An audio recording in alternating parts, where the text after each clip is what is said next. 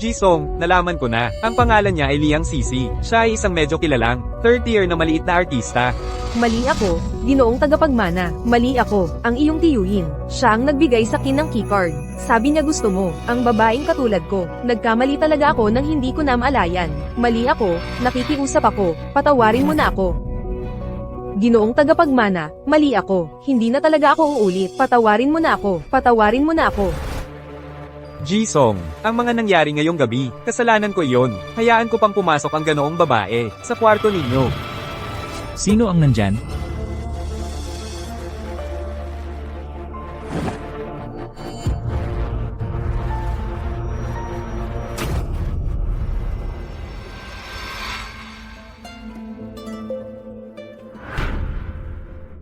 Ang init. Umepekto na yung gamot na ininom ko sa bahay.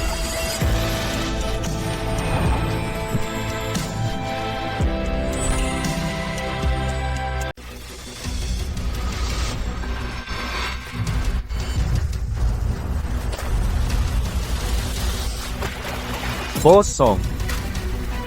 Sa kabuuan, malakas ang kabuuang kakayahan ng Song Group, iba't ibang antas, pero sa aspeto ng batas, baka kailangan pang ayusin ng kaunti. Saan ito? Sino itong tao? Jisung, anong nangyari sa inyo? Jisung, Ginoong Song. Anong Ginoong Song? Bakit ganito na ang boses ko? Jisung, ayos lang po ba kayo? Bakit ako naging lalaki?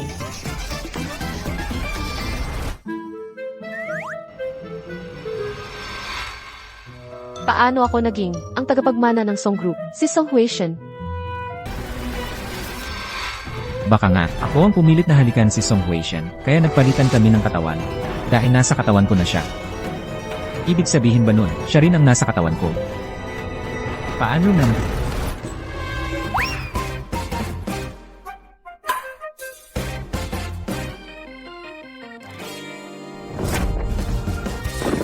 Sabihin mo, anong klaseng salamangka ang ginawa mo sa akin? Kaya ako naging ganito. Hindi ako si Boss Song, hindi ko rin alam ang nangyari. Noong gabing iyon, kung hindi ka lumapit sa akin. Paano ako naging ganito? Maniwala ka man o hindi, ganun talaga ang nangyari. Paano kami magbabalik? Hindi ko rin alam, baka kailangan natin ang mga bagay bago magpalitan ng katawan. Ulitin na lang.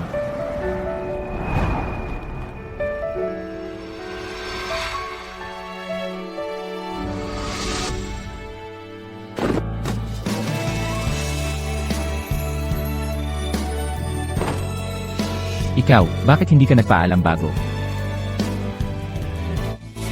Nakahalikan na tayo isang beses. Ibig sabihin, hindi gumagana ang paraan na ito. Paano mo nalaman na hindi gumagana? Baka hindi lang sapat ang tagal ng halik.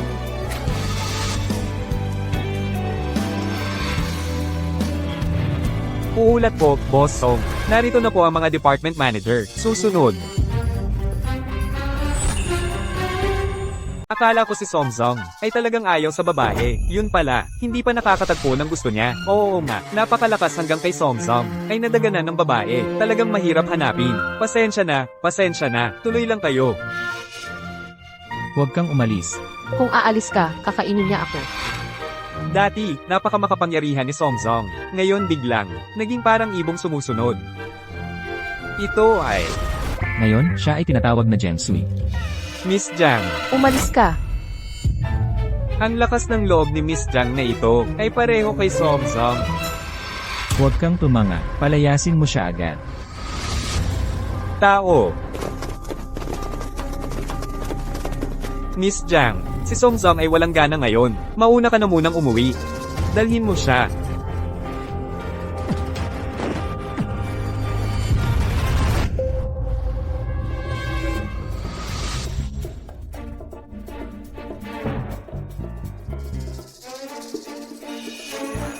Natakot ako ng sobra, akala ko kukunin niya ang buhay ko. Huwag muna tayong magkita, pagkalmado na siya, saka na lang.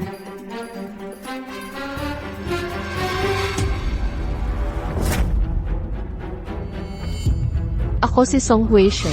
Miss Jang, alam kong gusto mong lumapit sa aming boss na si Songzong. Kahit na iba ang paraan mo ngayon, matagumpay mong naakit ang aming pansin ni Songzong. Makinig ka sa akin, sa aming boss na si Songzong. Bago magalit, mauna ka na munang umalis.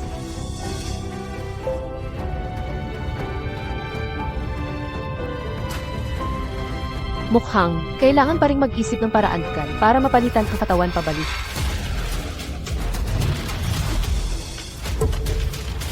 Jang Soy, sa wakas, nakita rin kita. Bitawan mo. Napakalakas ng loob mo ha, hanggang sa pinukpok mo ang ulo ni Biaoge. Pag uwi mamaya, may paparusahan ka. Sinabi ko ng bitawan mo, hindi mo ba narinig? Malakas ka pala. Mga tropa, ipaalam sa walang alam na ito, batang babae, kung gaano kami kalakas.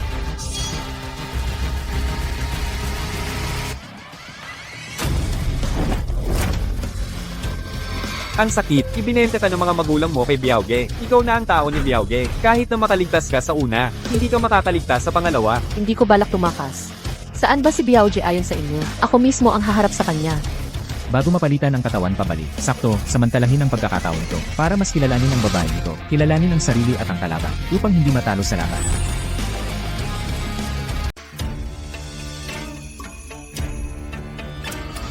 Palasubo, nang ahas ka pang bumalik.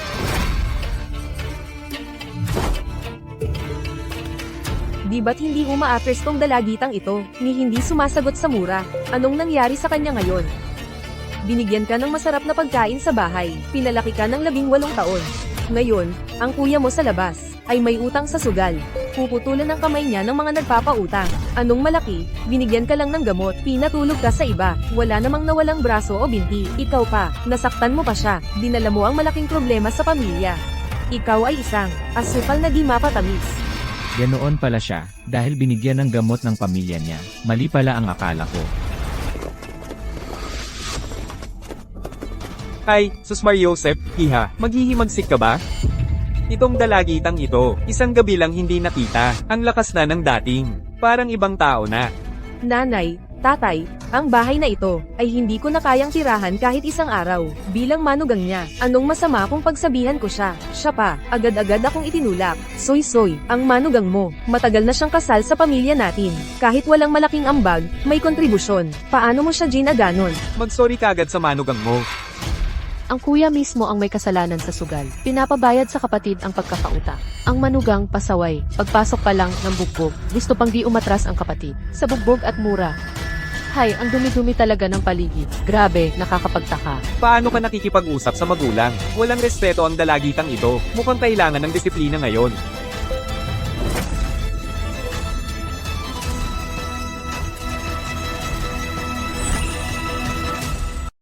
Ikaw, paano ka naging ganito? Gusto mo pa ba akong saktan? Ikaw na babae, walang kwenta, isang malaking kamalian. Ang ipinanganak kita, ako si Jang Dequan. Swerte ko talaga, alam ko na, noong araw na ipinanganak ka, dapat kitang sinakal. Tatay, tama na ang pagmumura. Matigas na ang ulo nitong batang to. Hindi kami pinapansin. Tapos na ang usapan. Wala nang kailangan. Itago pa. Kuya Huang, labas na. Ang batang to. Sa'yo na.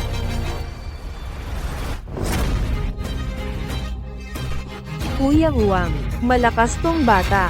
Ha, mag-ingat ka. Anong takot? Ngayong nasa kamay ko na, kahit gaano kitigas ang babae, kayang-kaya kong palamputin. Presidente Song. Ngayong gabi, si Lolo, ay naghahanda ng salo-salo sa bahay. Malapit na ang oras, dapat na kayong umalis. Nasaan si Jiang Sui? Talaga nga, gusto na pala ni Presidente Song kay MS, Jang. Ayon sa mga tauhan, hinamon siya ng away paglabas, pero magaling siyang makipag-away. Walang kalaban-laban ang mga yun, pero hindi ko alam kung bakit, sumama pa rin siya sa kanila. Ano? Tiyak kinuha siya ng mga tauhan ni Huang Biao. Sapat na ang pagkuha ko ng kanyang pagkatao. Paano ko siya hahayaang magdusa para sa akin? Sa ngayon, hindi muna ako sasama sa salusal. Sagipin siya.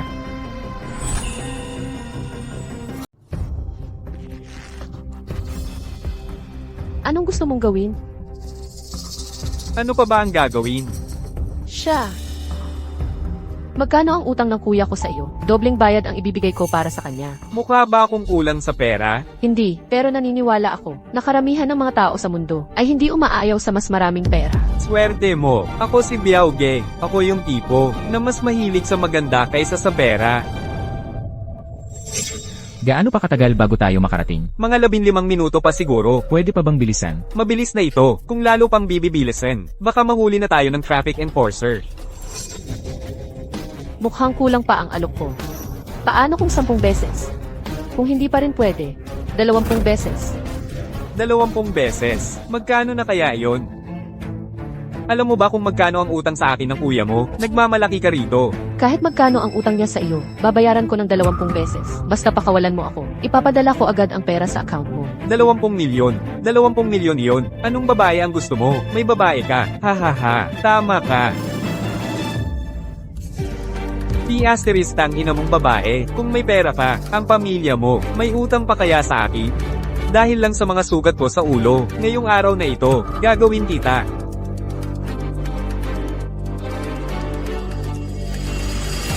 Jisong, si MS Jang ay may mabuting kapalaran, hindi mangyayari ang masama sa kanya.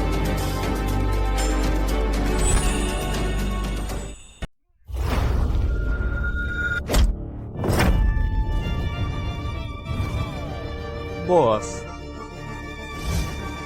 Subukan mong galawin ako. boss, ayos ka lang ba? Wala naman akong problema. Ikaw, papatayin kita.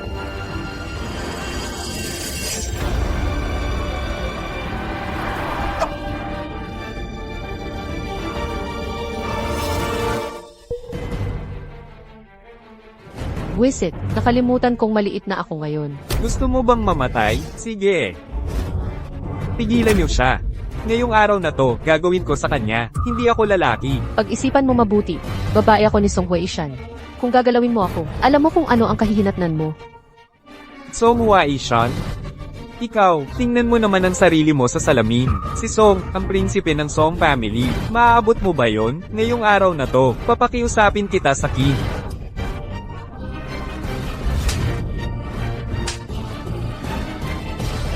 Sino bang talo? Tumigil kayo.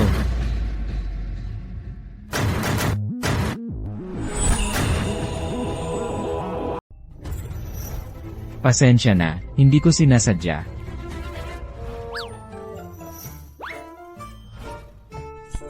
Kaya kong maglakad ng mag-isa. Ay. Tara na. Di ba't sinasabi nilang yung batang to, mabagsik? Bakit ngayon ko lang nakita? Parang hindi naman ganon. Direktor Song. Ginanito nila si Miss Jang.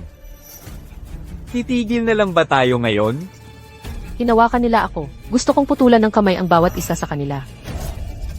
Gusto mong putulan sila ng kamay?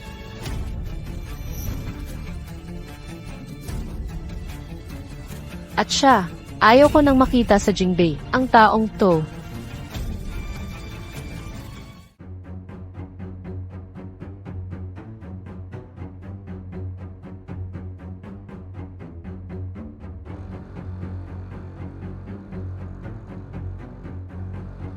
At itong mga to, ayaw kong ako mismo ang gumawa.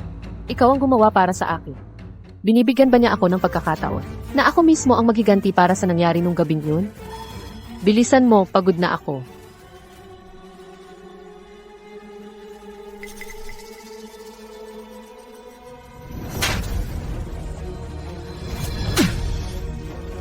Sino ka? Paano ka nakapasok sa bahay ng iba para manakit ng tao? Wala talagang respeto sa batas. Nang ginamot ninyo ako at iniabot sa may utang na nagpapautang, iniisip niyo ba ang batas? Song Hui Chen, huwag kang tumigil. Ipagpatuloy mo ang paghihiganti para sa akin.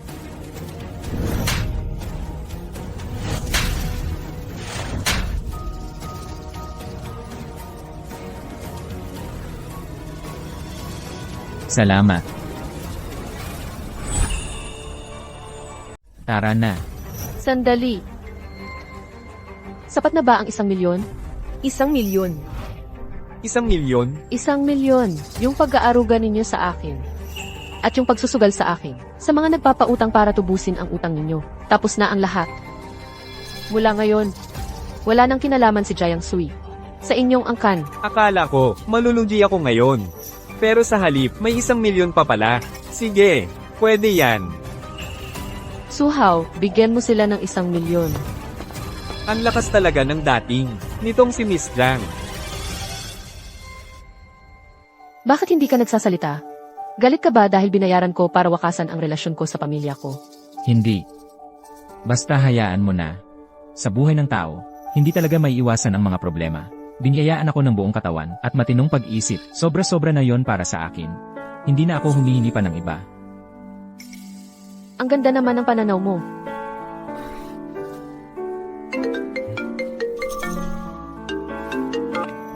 Boss, kakatanggap ko lang ng tawag. Yung handaan sa lumang bahay ay malapit nang magsimula. Pinapaalalahanan ka ni Lolo na dumalo ng maaga. CJ. Naku, muntik ko nang makalimutan yan. Paano na to ngayon? Ay, alam ko na. Habang may oras pa, sabihin mo sa akin agad kung sino-sino ang mga tao sa pamilya mo. Anong silbi ng pangalan ko? Hindi mo alam kung sino ang mga yon? Eh paano na? Sabihin mo kay Suhaw na maghanda siya ng maliit na earphone para sa iyo. Pagpasok mo sa handaan, gamitin natin yon para mag-usap. Ay, tama ka, Song Hui Chen. Ang talino mo talaga.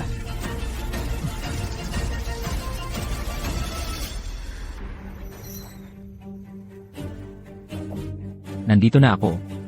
Sige na. Huwag mong kalimutan na isuot ng maayos ang earphone at huwag mahuli. CJ.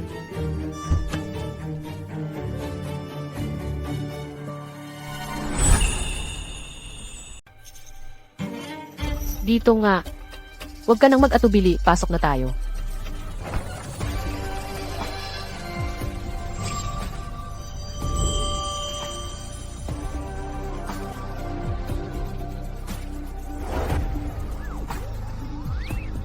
Ito na ba ang mundo ng mga mayayaman?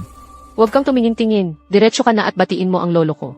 Pagkatapos mong bumati, pwede ka nang umalis. Nasaan ang lolo mo? Binata. Sabi ng matanda, kapag dumating ka na, puntahan mo siya agad. Yung boses, si Majordomo yun. Siya ang pinagkakatiwalaan ng lolo ko. Huwag kang magduda, sumama ka na lang sa kanya. Gusto ng lolo ko ang mga palabo. Mamaya, tingnan mo kung sino yung pinakamaraming tao sa paligid. Siya, yun. Bukod sa lolo ko, kailangan mo ring mag-ingat sa isang tao. Yung tiyuhin ko. Mahilig siyang magsuot ng puting Amerikana at naka-gold-rimmed na salamin. Tinatawag siyang Mr. Song. Bukod sa kanya at sa lolo ko, huwag mo nang pansinin ang iba. Malamang siya na to, ang lolo ni Song Hui Shan. Pero para sigurado, mas mabuti pang, huwag muna tayong magmadaling bumati. Po, narito na po ang binata. Dumating ka na, Wai Shan. Sa pagkakataong ito, hindi na dapat magkamali. Lolo. Ha? Ha?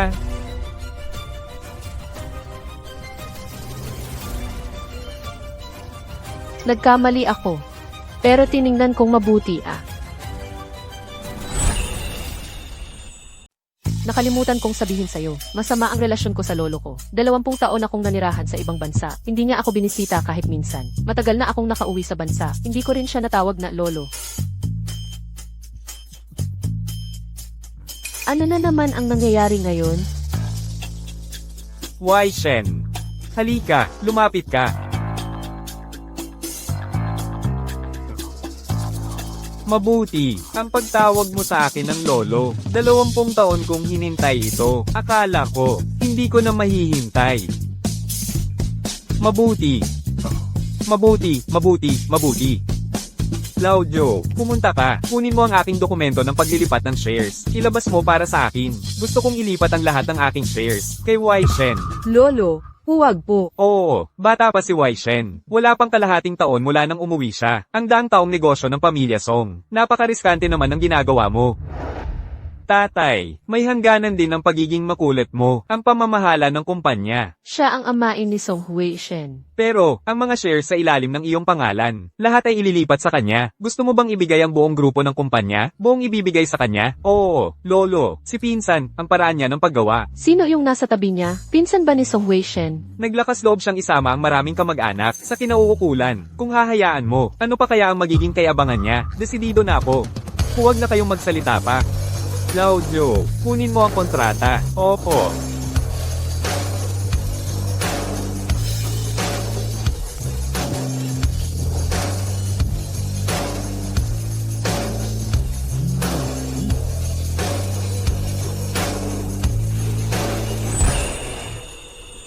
Isa, 10, daan, libo, 10,000. 10,000, 100,000, milyon, 10 milyon. Bilyon, 10 bilyon, 100 bilyon. 8 trilyon. Ginoo. Ayos lang ako, nakapagpahinga muna ako ng kaunti. Tatay. Ginoo. Pirma na agad.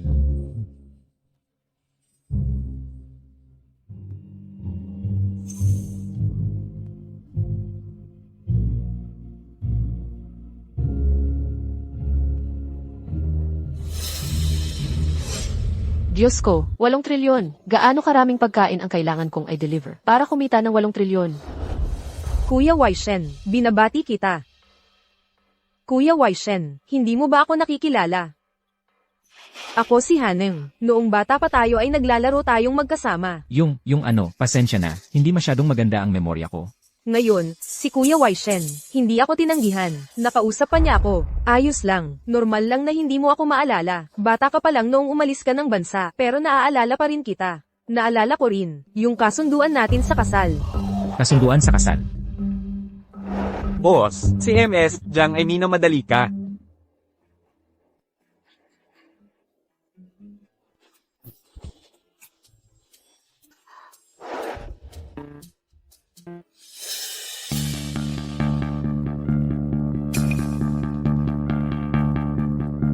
Hindi ba't hindi malapit sa babae si Kuya Waishen?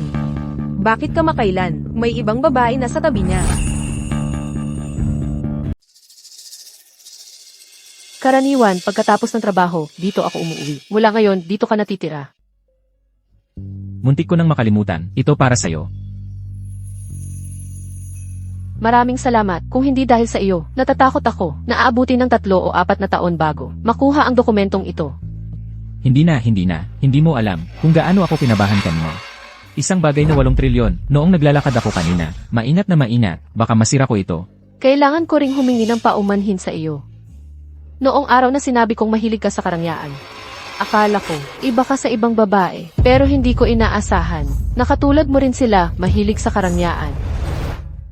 Ngayon ko lang nalaman, na nalason ka pala. Tungkol sa bagay na yon, nalungkot talaga ako noon, pero pagkatapos, nang makita kong napinsala ka dahil sa akin, tayong dalawa ay quits na. Sumama ka sa akin. Saan tayo pupunta?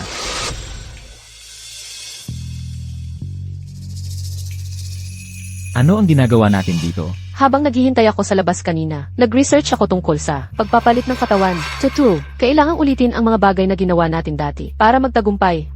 Pero bakit, hindi gumana ang ginawa natin noong nakaraan? Kulang sa tubig. Ibig mong sabihin, kailangan nating maghalikan sa ilalim ng tubig. Tara na. Okay lang, para lang mabawi ang ating mga katawan.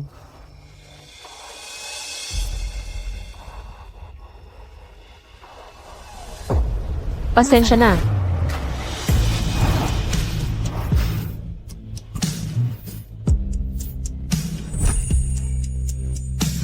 Balita ko, ang binata ngayon, nagdala ng babae pabalik. Hindi pa ako naniniwala. Totoo pala. Bakit hindi man lang magpalit ng damit bago maglambingan? Ang bilis mo.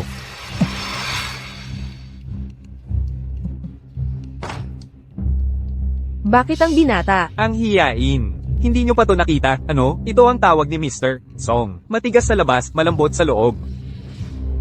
Suhaw. Basang-basa ako. Ipasyal ang driver sa mall. Gusto kong bumili ng bagong damit. Oo, Ang binibining ito. ang lakas ng dating niya. Hindi nyo ito naiintindihan, ano? Kapag nasa trabaho si Mr. Song, gustong namumuno sa iba. Pero pagdating sa pag-ibig, Gustong pinamumunuan. madali siyang turuan.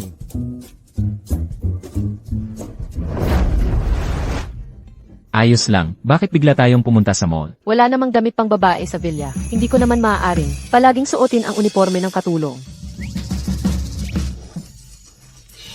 Mr. Song, ayon sa kinaugalian, nilinis na ang lugar para sa'yo. Linisan ang lugar. Ayoko sa mga lugar na maraming tao. Tara na.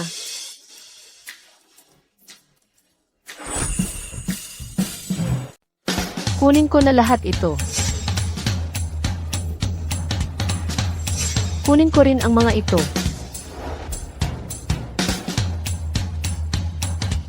Ang mahal naman. lahat din ito kukunin ko. Paano kung kulang ang pera sa card? Huwag kang mag-alala, walang limit ang card ko. Sandali. Ano nang nangyari? Dito ka ba magsusubok? Ano pa? Gusto mo bang tanungin ang ate sa Leslie? Humingi ng isang ribbon. Takpan mo ang iyong mga mata. Pagkatapos ng lahat, ito ang katawan ko. Hindi dapat magkalapit ang lalaki at babae. Mula kahapon hanggang ngayon, ikaw. Isang beses na hindi ka pumunta sa Sifi. Ako. Nakapikit ang mata ko habang ginagawa iyon. Nakapikit din kapag naliligo. Okay lang ang umihi ng nakapikit. Nakapikit kapag naliligo. Para sa iyong sariling kaligtasan, iminumungkahi ko sa iyo. Bilisan mo ang pag-adapt sa katawan ko. Ang kahiyahiyang mga salitang ito. Paano mo nasabi yon?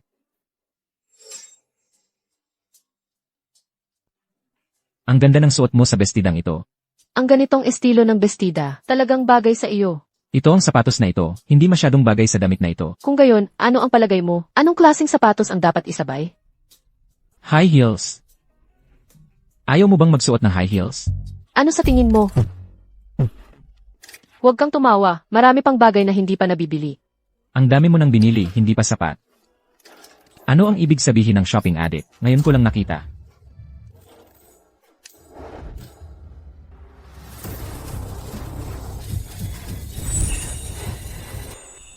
Jang Yong, alam mo ba kung sino yung lalaki na kasama ng kapatid mong babae? Ang prinsipe ng pamilya Song, si Song Ha-shen.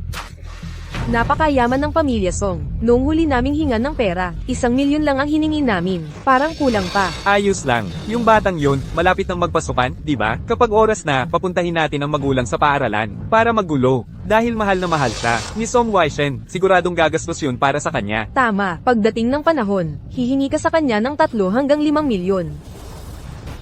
Pasok na ako sa trabaho. CJ, Paano kung magdala sila ng papeles na pirmahan ko? suotin mo ang iyong headset. Tutulungan kita ng remote. O paano kung papasukin nila ako sa isang meeting? Di ko alam kung ano nang gagawin ko. Iwasan mo kung kaya. Kung hindi maiwasan, suotin mo ang headset. Bahala na. Pag humarap ka, tamaan ka. Pag umurong ka, tamaan ka pa rin. Pupunta na ako.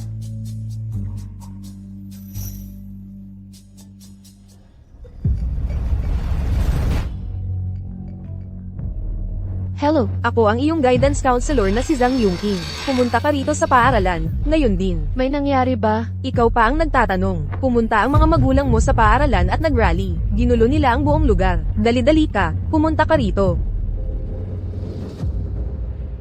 Totoo nga, parang aso, di talaga nagbabago ang ugali. Kung kayo mismo ang naghahanap ng kamatayan, di nyo na pwedeng isisi sa akin yan. Anong nangyari? Parang narinig ko ang boses ng guidance counselor ko. Wala yan, magtrabaho ka lang ng maayos. Ako na ang bahala dito.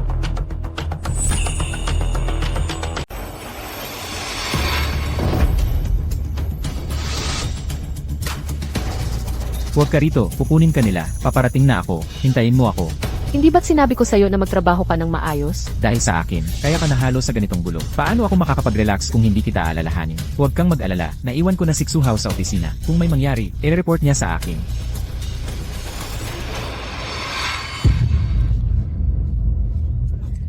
Ang hirap talaga ng buhay ko. Nagkaroon pa ako ng ganitong anak na babae. Sa hirap at pagod ko, pinalaki kita. Akala ko, pinalaki ko ay isang balikwas na anak. Jang Soy, lumapit ka rito at humingi ka ng tawad sa mga magulang mo. Kunin mo na sila. Bakit ako dapat humingi ng tawad? Dinadala mo sa ganitong kalagayan ang mga magulang mong nagbigay sa'yo ng buhay. Sa tingin mo wala kang kasalanan. Sabihin nyo nga, ano bang mali ang ginawa ko? Ang hirap talaga ng buhay ko. Nakita mo ba? Hindi nga sila makipagharap sa ako. Hindi ba sila makapangahas? Nasasaktan sila, pinaghirapan ka nilang palakihin. Tapos ikaw ay hindi karapat-dapat maging kontemporaryong kolehiyal, lalong hindi karapat-dapat maging tao. Kayo po ba si Zhang Yunqing? Siguro Zhang, di ba? Oo, ano naman? Ano ang gusto mong sabihin? Hindi mo nakikita ang buong larawan. Huwag kang maghusga. Kahit ang isang batang estudyante ay naiintindihan yan. Ikaw hindi. Nakikinig ka lang sa isang panig. Para sa akin, ikaw ang hindi karapat-dapat maging guro. Ayos Jang Soy. Wala ka lang utang na loob sa magulang mo, pati sa mga guro ay walang galang. Paano nagkaroon ng tulad mo sa aming Jiangbei University? Mababa ang pagkatao mo. Mula pa noong 5 anyos ako, nagsimula na akong gumawa ng gawaing bahay. Di pa ako nakakatapos ng junior high. Pinilit na nila akong magpakasal para sa bigay kaya. Yung matrikula ko sa universidad, ako mismo ang nagbayad, bawat buwan. Kailangan ko pa silang bigyan ng sustento. Ang pinakamalaking pangarap ko ay magtrabaho pagkatapos kong graduate. Sila, ang galing. Para lang mabayaran ang sugal ng kuya ko. Nilaso nila ako at dinala sa kama ng mga nagpautang ng malaki ang interes. Ang mga magulang na tulad nila, tinapos ko na ang relasyon ko sa kanila. Mali ba ako? Paano mo nalaman? Hoy, ikaw. Anong gawaing bahay? Anong bigay kaya? Wala talagang ganyan. Mga gawa-gawa lang niya yan. Huwag kayong maniwala sa mga sinungaling niya. Gawa-gawa lang pala. Ayos Jiang Soy. Hindi ka lang walang utang na loob. Sinungaling ka pa. Dali, humingi ka ng tawad sa magulang mo. Kung lalaki pa ang gulo, hindi mo na to maayos. Alam kong magkakaganito kayo. Kaya bago pumunta dito, naghanda ako. Kahit anong paghahanda ang ginawa mo. Peke ang peke. Jiang Soy Ang pagpunta ko dito ngayon ay para ipakita sa lahat ang totoong mukha mo. Sapat na ba ang 1 milyon? 1 milyon? 1 milyon. Yung pagpapalaki ninyo sa akin, o ang pagbenta ninyo sa akin, sa mga nagpautang ng malaki ang interes, at ang galit ko sa inyo. Mula ngayon, pantay na. Ako, si Jiang Sui at ang inyong pamilya, wala nang kinalaman sa isa't isa. Akala ko talaga, malulugi ako sa negosyo ngayon. Hindi ko inasahang may 1 milyon pa. Pwede, syempre pwede. Nako, paano nagkaganito ang mga magulang? Kawawa naman si Jiang Soy. Kung ako rin, makikipaghiwalay din ako sa ganyang mga magulang. May iba pa ba kayong sasabihin? Ginang Zhang, naniniwala ka pa rin ba na mababa ang ugali ko? Oh, silang mga sinungaling. At ikaw, hindi ka dapat maging guro. Siya'y anak ng isang ordinaryong pamilya. Saan nanggaling ang 1 milyon? Oo nga pala, ang dahilan kung bakit kami nandito ngayon ay para ibunyag ang katotohanan. Gusto lang niyang kumita ng pera. Naglakas loob pa siyang maging kabit ng isang mayamang lalaki. Mukha siyang napakalinis. Hindi talaga siya mukhang ganoon. Huwag mong husgahan ng tao sa itsura. Napakahirap ng pamilya niya. Kung hindi siya magiging kabit, saan niya kukunin ang 1 milyon? Ganito pala. Ang ganda-ganda ng salita. Ganito pala ang klaseng tao. Para lang sa pera, ibinebenta ang sariling katawan. Ikaw ay isang kahihiyan sa aming universidad. Pwede kang makulong sa paninirang puri. Madali lang sa inyong magsalita. Magpakita nga kayo ng ebidensya. Ebidensya, yung lalaki na pumunta sa bahay noon. Kung hindi kanya kabit, bakit pa niya bibigyan tayo ng 1 milyon? Isang estudyanteng may masamang asal sa personal na buhay. Kung ayaw mo ng gulo, umalis ka na lang. Huwag mong dudumihan ang daang taong reputasyon ng paaralan. Paalisin mo ako. Ano ang karapatan mo? Sa kadahilan ng ako ang iyong tagapayo, ang iyong guro. Anong alituntunin ng paaralan ang nagsasabing pwede magpaalis ng estudyante ang tagapayo? Ipakita mo nga. Ikaw. Ngayon ay araw ng pagbubukas ng klase. Nag-aaway kayo dito. Hindi maganda sa imahe ng paaralan. Wala akong karapatang magpaalis sa iyo, pero ang presidente ng paaralan ay meron. Presidente, ang estudyanteng ito ay suwail, at may masamang asal sa personal na buhay. Ininsulto niya ako sa harap ng publiko. Presidente, paki-expel na lang siya. Presidente. Principal.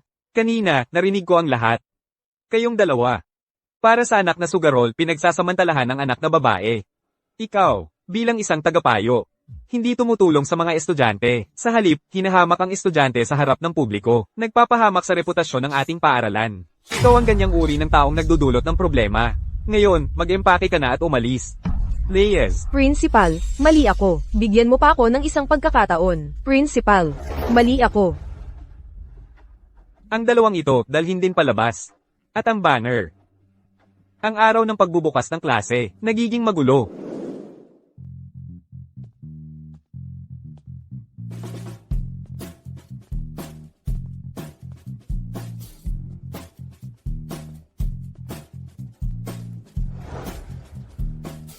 Ginoong Song, nalutas na ang mga bagay. Nakita ko na. Salamat. Walang anuman. Ang ating paaralan ay umabot sa ganitong kalagayan. Lahat ay dahil sa suporta ng Song family. Hindi ka ba ginawa ng masama ng aking mga magulang? Ikaw ang tumawag sa principal. Noong una, nang binabasa ko ang kasaysayan ng paaralan, parang nakita ko ang tungkol sa pagtulong ng pamilya Song. Sakto, may urgent ako kaya hindi ako makakarating. Kaya ako, pasensya na, hindi ko sinasadya, gamitin ang iyong katayuan. Talagang sobrang urgent ng sitwasyon. Wala akong intensyon na sisihin ka. Noong dati, nang nadroga ako, hindi ka man lang nakapagdala ng tulong. Ngayon naman, alam mo na, gamitin ang aking katayuan para magdala ng tulong. Ang ibig kong sabihin, malaki ang iyong pag-unlad. Pagkatapos na nangyari ngayon, sa hinaharap, tiyak, magkakaroon ng iba't ibang chismis. Ano ang gagawin natin? Simple lang. Sabihin lang, si Jiang Sui ang girlfriend ni Song Huishan. Hindi siya kinakalingang kabit, kundi girlfriend. Kung gayon, paano natin ipapahayag?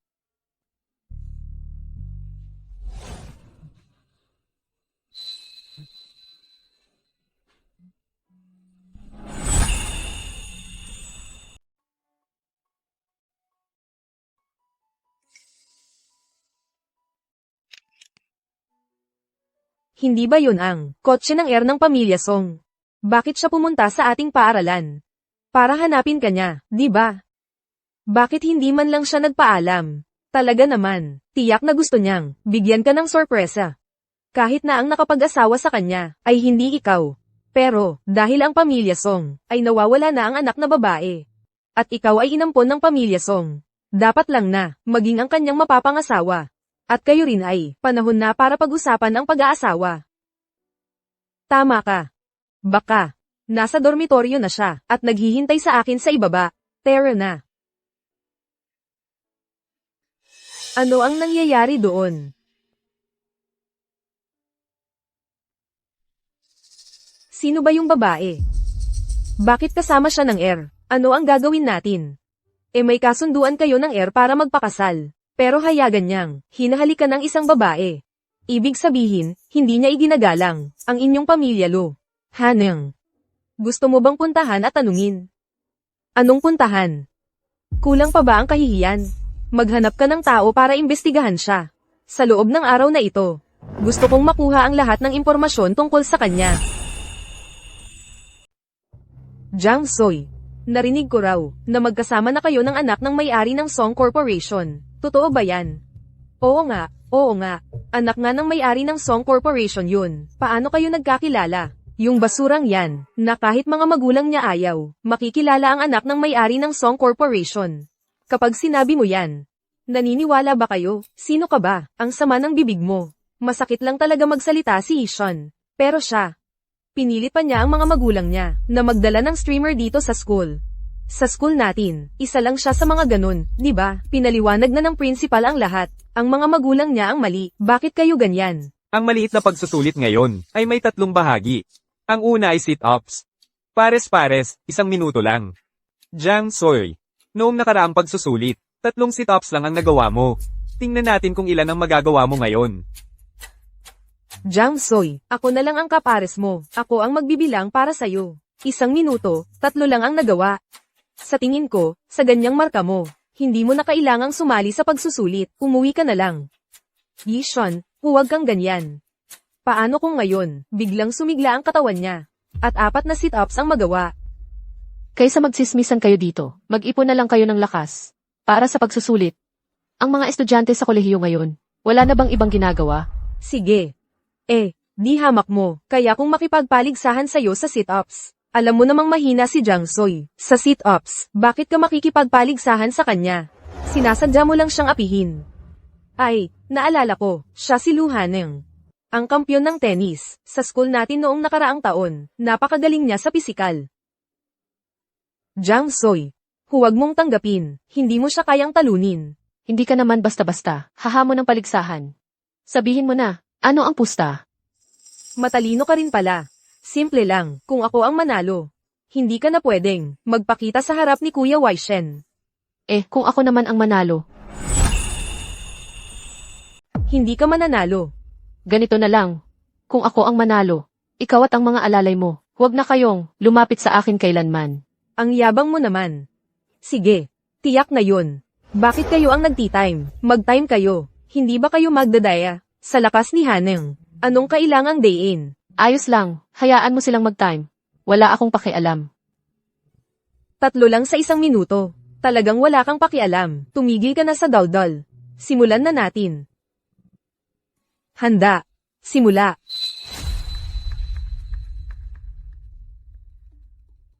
Di ba't mahina raw si Jang Soy? 3 lang ang kaya niya. Ilan na ba ang nagawa niya ng sunod-sunod? Mas mabilis pa kay Lu Haneng. Saan ba siya? Nag-training nitong mga nakaraang araw. Mukhang matatalo si Lu Haneng. Ayos lang yan, Haneng. Mabilis lang siya sa simula, tapos mahihina na. Magtiis ka. Panatilihin ang bilis. Makakalamang ka sa kanya.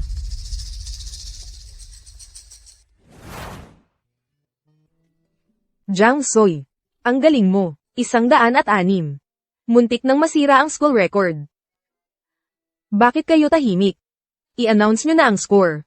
Kung hindi kayo mag-a-announce, kami na ang mag-a-announce. Jang Soy, 106. Lu Haneng, 63. Hindi lang nanalo si Jang Soy kay Lu Haneng, kundi dominante pa ang pagkapanalo. Nanalo siya kay Lu Haneng. Tulungan mo ako. Nagagalit dahil natalo. Napakasama naman ng pagiging sore loser niya. Magpatuloy tayo sa exam.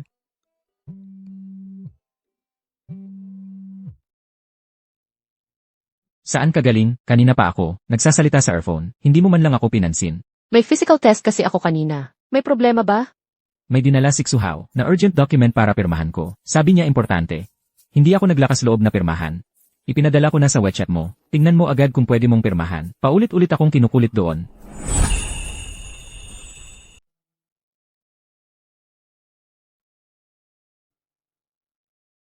Sa wakas, nakauwi ka na. Kinabahan talaga ako kanina. Pasensya na, abala kasi ako ng buong araw, kaya hindi kita natukan. Oh, nga pala. Kumusta yung physical na pagsusulit kanina? Hindi ka ba pinag-initan ng teacher? Wala. Pero, may 2 pang ibang pumunta, para guluhin ako. Sino yon? Hindi na importante. Naayos na ang problema.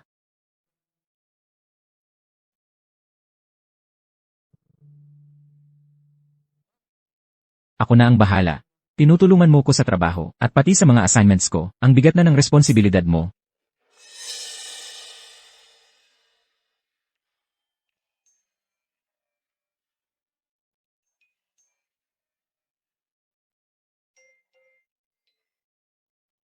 Bukas naman ay Sabado. Wala rin naman akong ginagawa. Tama ka. Sabado at Linggo ngayong weekend, pero bakit kailangan ko pa rin pumasok? Kung pwede ka lang sana sa opisina, para tulungan ako. Para kahit, sa mga weekend lang, ayos na. Pwede rin naman. May ideya ka? Bilang girlfriend, hindi ako palagi na nakakasama sayo. Pero kung bilang asawa, Ano ibig mong sabihin? Ikakasal tayo. hindi mo ba naisip yon? Paano kung habang buhay na tayo, na hindi makabalik sa sarili nating katawan? Ang pagpapakasal ang pinakamagandang solusyon para sa atin. Tama ka nga. Kapag ikinasal na tayo, sa mga family gatherings, o kahit sa anumang okasyon, pwede na tayong sumama, nang walang kahit anong duda. Pwede ka nang pumasok ng malaya, sa opisina ko, at ako naman sa eskwelahan mo. Sa ganitong paraan, malaki ang mababawas, sa posibilidad na mahalata tayo. Pero sa ngayon, huwag mo muna isipin ng malalim. Pwede muna tayong magkasundo. Kapag nakabalik na tayo sa normal, pwede ka pang umatras. CJ, sasabihin ko na lang kay Lolo.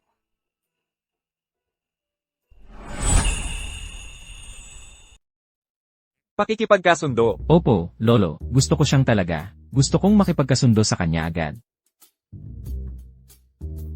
Lolo, hindi po ba kayo sumasang-ayon? Balita ko, maraming alituntunin ang mayayamang pamilya. Kailangang magkapantay ang estado sa lipunan. Kailangan din magkasundo ang kanilang kapalaran. Baka ayaw nila sa akin. Galing ako sa simpleng pamilya. Hindi ako karapat-dapat kay Song Hui-chen. Tama nga, noong una, si Song Hui-chen ay talagang ako. Isang tao na hindi ko maabot. Hoy Lolo, Ginoong Zhao. Anong nangyayari sa inyo? Ginoong binata. Hindi niyo po alam.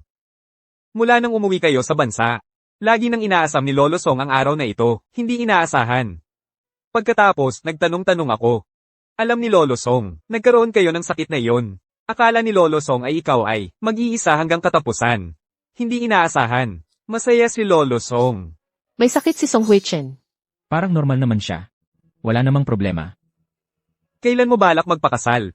Papagawa ko agad ito sa iba. Hayaan mong maging maayos ang babae, ng marangya. Huwag mong pahiyain ang babae. Papagawa ko na agad. Pagandahin natin para sa babae. Mag-ara. Huwag nating pahiyain ang babae. Huwag kayong magmadali. Aalis na ako. Sige, sige. Ang binata, simula nang mag-teenager siya, nagkaroon ng emotional disorder. Hindi umiiyak o tumatawa. Parang robot. Hindi inaasahang mangyayari ito. Makakatagpo siya ng taong gusto niya. Salamat sa langit. Oo nga.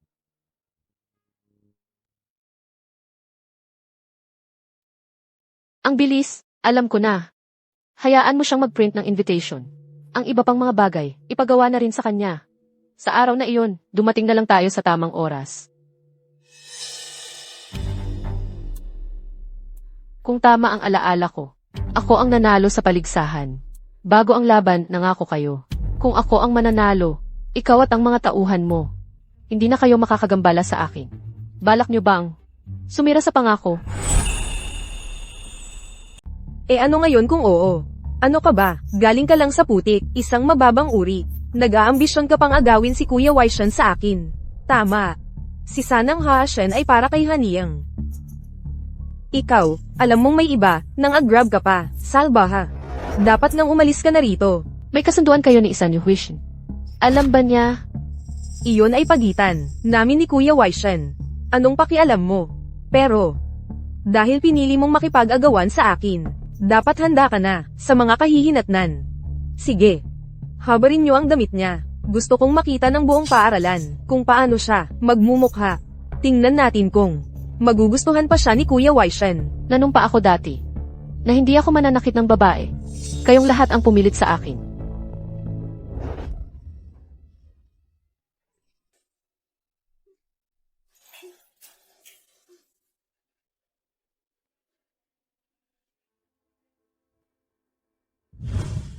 Ano ba ang ibig sabihin ng angkang Sanang? Nakipagkasundo sa angkang L, ngayon ay nakikipagkasundo sa iba.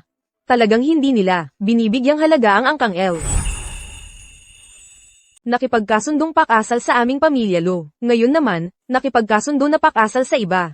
Talagang hindi nila pinapahalagahan ang aming pamilya Lo, ipinagwawalang bahala na nila. Huwag mong sabihin yan. Nawawala si Yingwei ng 20 taon. Sa loob ng 20 taong ito, ang pamilya Song ay hindi man lang binanggit ang pagpapawalang bisa ng kasunduan. Sapat na ang respetong ibinigay nila sa amin. Wala si Yinwei. Pero nandito si Haneng. Dagdag pa. Si Haneng ay gusto si Waishen mula noong bata pa siya. Hindi pwede. Ako. Nanay. Anong nangyari sa iyo? Ano? Magkakasal na sila. Ay, sabihin mo muna sa akin, anak, anong nangyari sa iyo? Ito ang babaeng ito. Ninakaw niya si Kuya Waishen, hindi pa niya sinabi. Ako naman, sinabihan ko lang siya ng ilang salita. Siya naman, nanapak sa akin. Mabuti. Ito ay ganap na hindi nirerespeto ang aming pamilya Lo. Ipinagwawalang bahala na nila. Pagdating ng araw ng kasalan, ako naman, pupunta ako para tingnan. Anong klaseng babaeng malandi ito? Naglakas loob na manggulo sa aming pamilya Lo.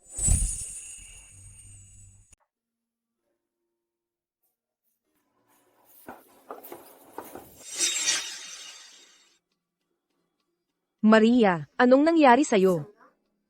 Kanina. May nakita akong tao. Nakahawig ni Yinwei. Ano? Si Yingwei. 20 taon nang nawawala si ate. Paano bigla-bigla siyang makikita rito? Ma, mali lang ang pagkakita mo. Hindi. Anak ko siya. Kahit maging abo na siya, hindi ko siya makakalimutan. 20 taon na siyang wala. Akala ko sa habang buhay, hindi ko na siya muling makikita. Hindi ko inaasahan. Sa balikat ni Yinwei. May peklat na hugis bulaklak. Kahit magkamukha man sila. Hindi naman ako nagkakamali sa peklat, di ba? Tara. Hanapin natin siya.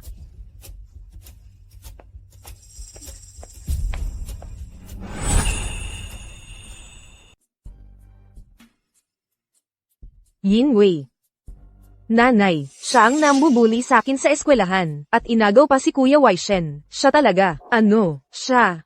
Oo, siya nga. Anong problema? Ang Yinwei ko ay mabait at masunurin. Paano niya magagawa ang pagbubuli sa kapwa estudyante at pagnanakaw ng nobyo ng iba? Hindi yan ang Yinwei ko. Mukha lang silang magkamukha. Halika. Ipaglalaban kita, anak. Ikaw si Jiang Soy, ang kasintahan ni Song Waishen. Sino ka? Ang dating mo, hindi mukhang galing sa simpleng pamilyang mahirap. Mukhang mayaman at edukada. Nanay.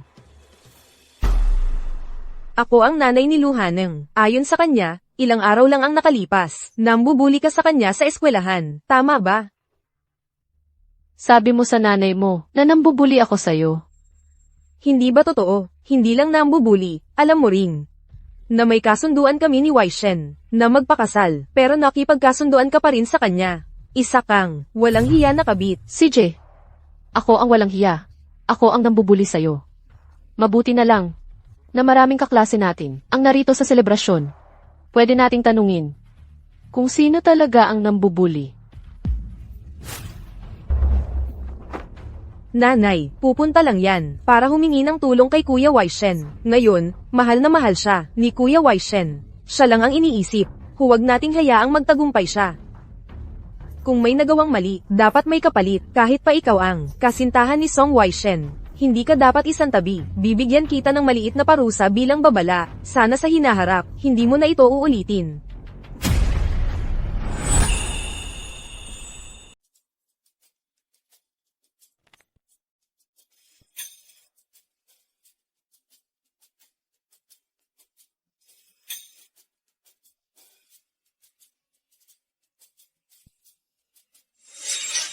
Nasaan si Song Huichen? Parang matagal na siyang hindi nakikita.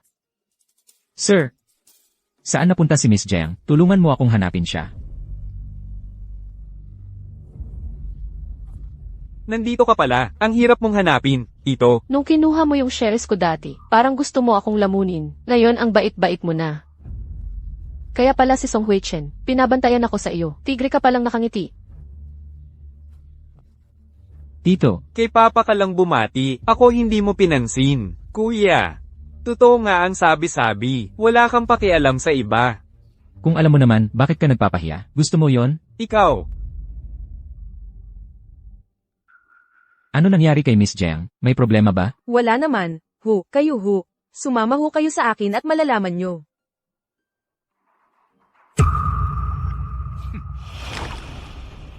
Ano nang sinasabi mo? Ako ang nangbubuli sa iyo. Ganito ba ang pambubuli? O ganyan ba? Lene, Bilis, bilis, bilis, bilis, sagipin mo si Haneng. Ang babaeng ito, baliw siya, Waishen, tulungan mo ako. tama na. Tama na yan. Kung magpapatuloy pa ito, magkakaroon ng problema. Haneng. Jiang Soy, matapang ka pala, ang usapin ngayon.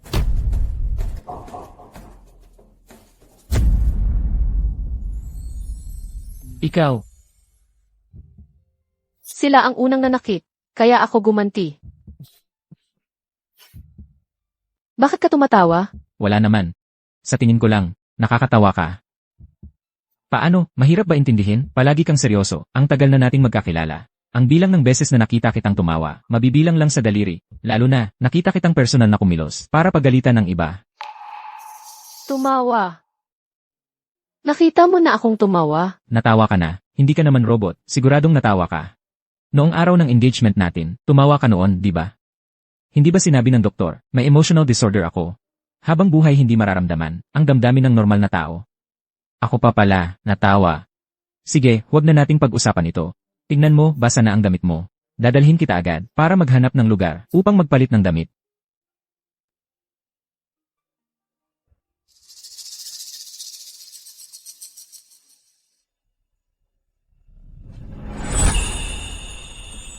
Tara na. Nandito na yung damit, magbihis ka na. Sa banyo ka magpalit, nandito pa ako eh. Katawan mo naman talaga to eh. Bakit ba ako mag-aalangan sa'yo?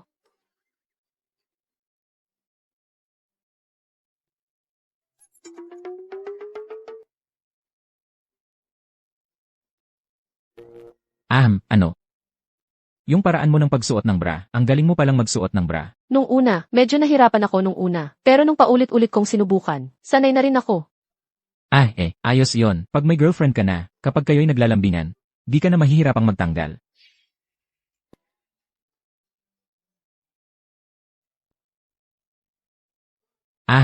Ikaw na muna. Ako, lalabas muna ako saglit. Babali ilang ako mamaya.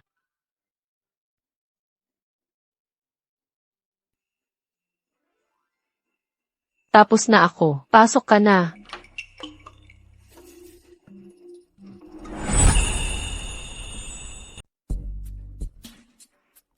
Parang si Song Wai Shen ay, ang pagiging suplado niya ay peke lang pala. Siya ay talagang, alam kung sino ako. At ipinakilala pa ako sa'yo. Mabuti, at least, naiwasan ko. Sino ka? Hindi niya ako ipinakilala sa'yo. Dapat niya akong ipakilala sa iyo. Ako si Song Wai Yu, pinsan ni Song Wai Shen. Mabuti, kaya diretso na tayo, sa pangunahing usapan. Kanina, hinaharap mo, ang eksena kinaluhanang at ang kanyang ina, nakita ko yon. Hinahangaan ko ang uri mong, babaeng may personalidad. Mayroon akong dito, sekretong tungkol kay Song Wai Shen. Hindi ko alam kung si Miss Zhang ay interesado na alamin ito. Sabihin mo.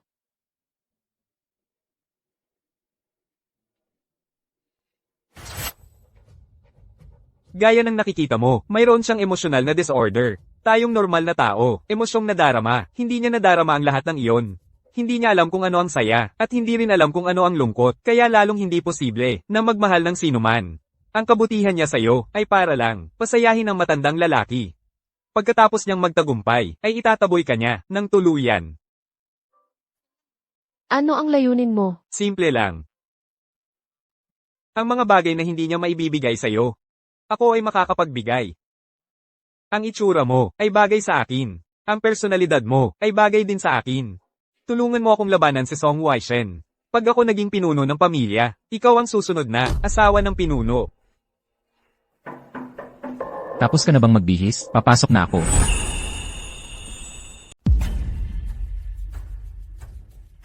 Painumin mo siya nito.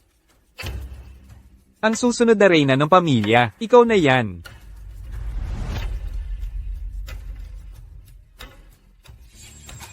Anong kailangan niya? Interesado siya sa akin.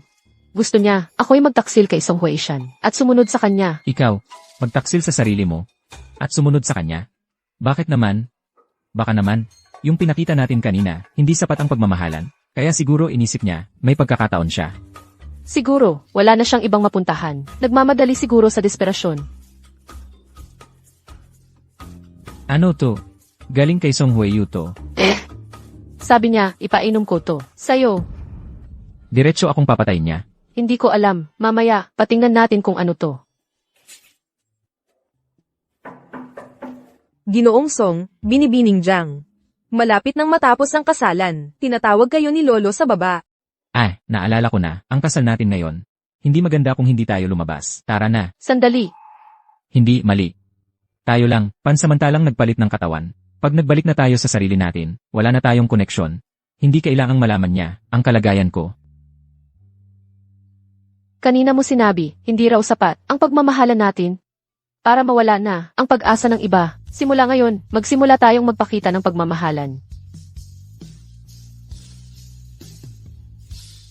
Sandali, hindi mali. Lalaki ako. Dapat ako ang humawak sa'yo. Tama ka. Engan.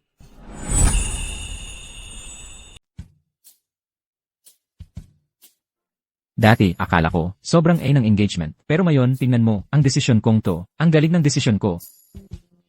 Kailan ka matatapos? Pwede ba tayo kumain ng masarap mamayang gabi? Ikaw na ang mag-book ng restaurant. Matatapos na ako kaagad. CJ, Boss Song. bilis, bilis, tago, magtago ka.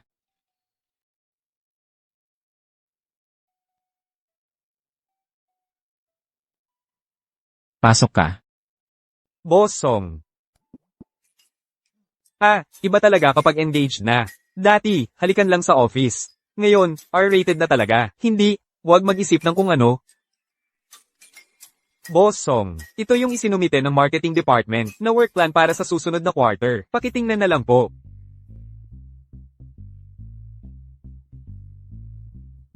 Ah, okay. Alam ko na, lumabas ka na. Yes, sir. Buti na lang mabilis akong umaksyon, baka nahuli na ako. Itong sofa na to, ang taas. Nahuli kaya niya? Hindi lang nahuli. Baka sobra pa ang iniisip niya. Anong iniisip niya? Anong sitwasyon ba ang kailangan ko pang magtago? Hindi kaya maghinalas siya sa atin? Mag-ingat na lang tayo sa susunod. Siksuhaw naman, diskreto naman siya, hindi yan magsasabi sa iba. Talaga? Mabuti naman. Hay, namumula ka.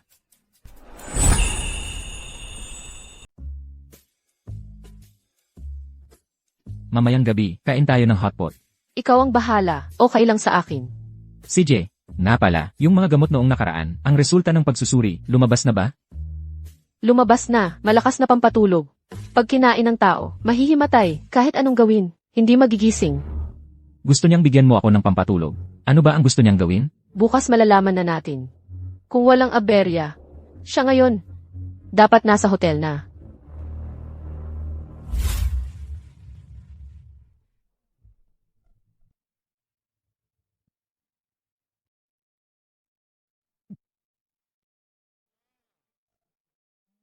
Aray.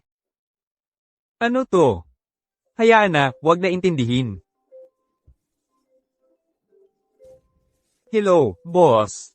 Yung mga maghuhuli sa pangyayari, naayos na. Mga entertainment media, naayos na rin. Ngayon, papuntahin na ba sila? Papuntahin mo lahat sila.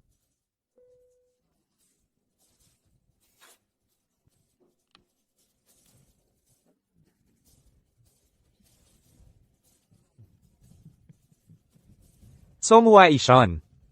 May araw ka rin, ha?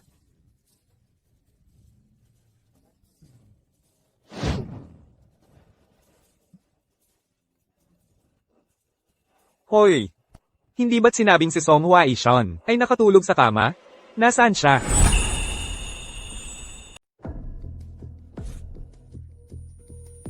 Ang ulo ko. Bigla akong nahihilo. Dito ba? Dito nga. Pasok ka at habarin mo ang damit mo. Humiga ka sa tabi niya. Kapag malapit na siyang magising, magmensabi ka para sabihan kami. Papasok kami para hulihin kayo. Tapos yung mga media at reporter, sugod sila papasok. Kukunan ka ng litrato. Nako.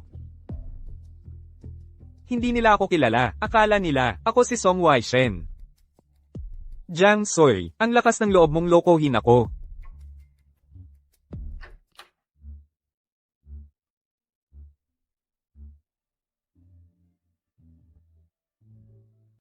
Jiang Soy. Hintayin mo. Walang kwenta, puro kapalpakan lang ang alam. Naloko ka pa ng isang babae, at pinaikot-ikot. Tingnan mo ang ginawa mo, Jiang Soy. Gagantihan kita, magdudusa ka.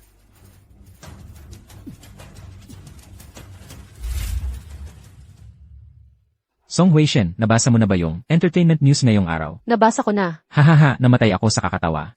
Ito ba yung sinasabing karma? huwag kang masyadong matuwa, mag-ingat ka sa pagpapanatili ng iyong imahe. Mag-usap na lang tayo pag nagkita, malapit na akong dumating. Ginamit mo pa laban sa akin ang gamot ko. Ang galing mo sa pagpapalit ng katawan. Magaling ka talaga. Tangina mo, bobo ka lang. Ikaw. Malapit ka ng mamatay. Ang lakas pa ng loob mo. Hindi nga katakatakang babae ni Song Waishen. Hindi ko lang alam kung mamaya, makakatawa ka pa rin. Dalhin niyo siya. Dalhin mo siya.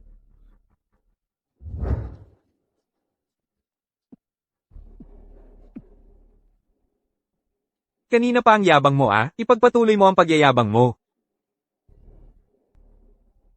Dalhin na, mamaya, maghanap tayo ng lugar, para mas ma-enjoy ko, ang magandang babaeng mainit ang ulo.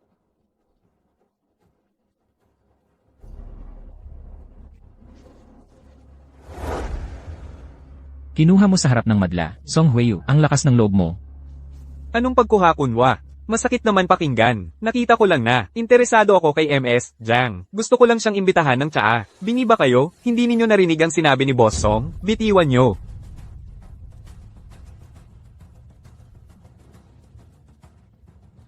Kumusta, ayos ka lang ba? okay lang ako. Pinsan, akala ko ba, mag-imbitahan ka ng tsaa kay MS Jayang. Ganito pala ang paraan mo, kung ganito ang sitwasyon. Suhaw. Naalala ko, Black Belt 8 Riedan ka. Pakainin mo sila ng masarap. Yes, sir.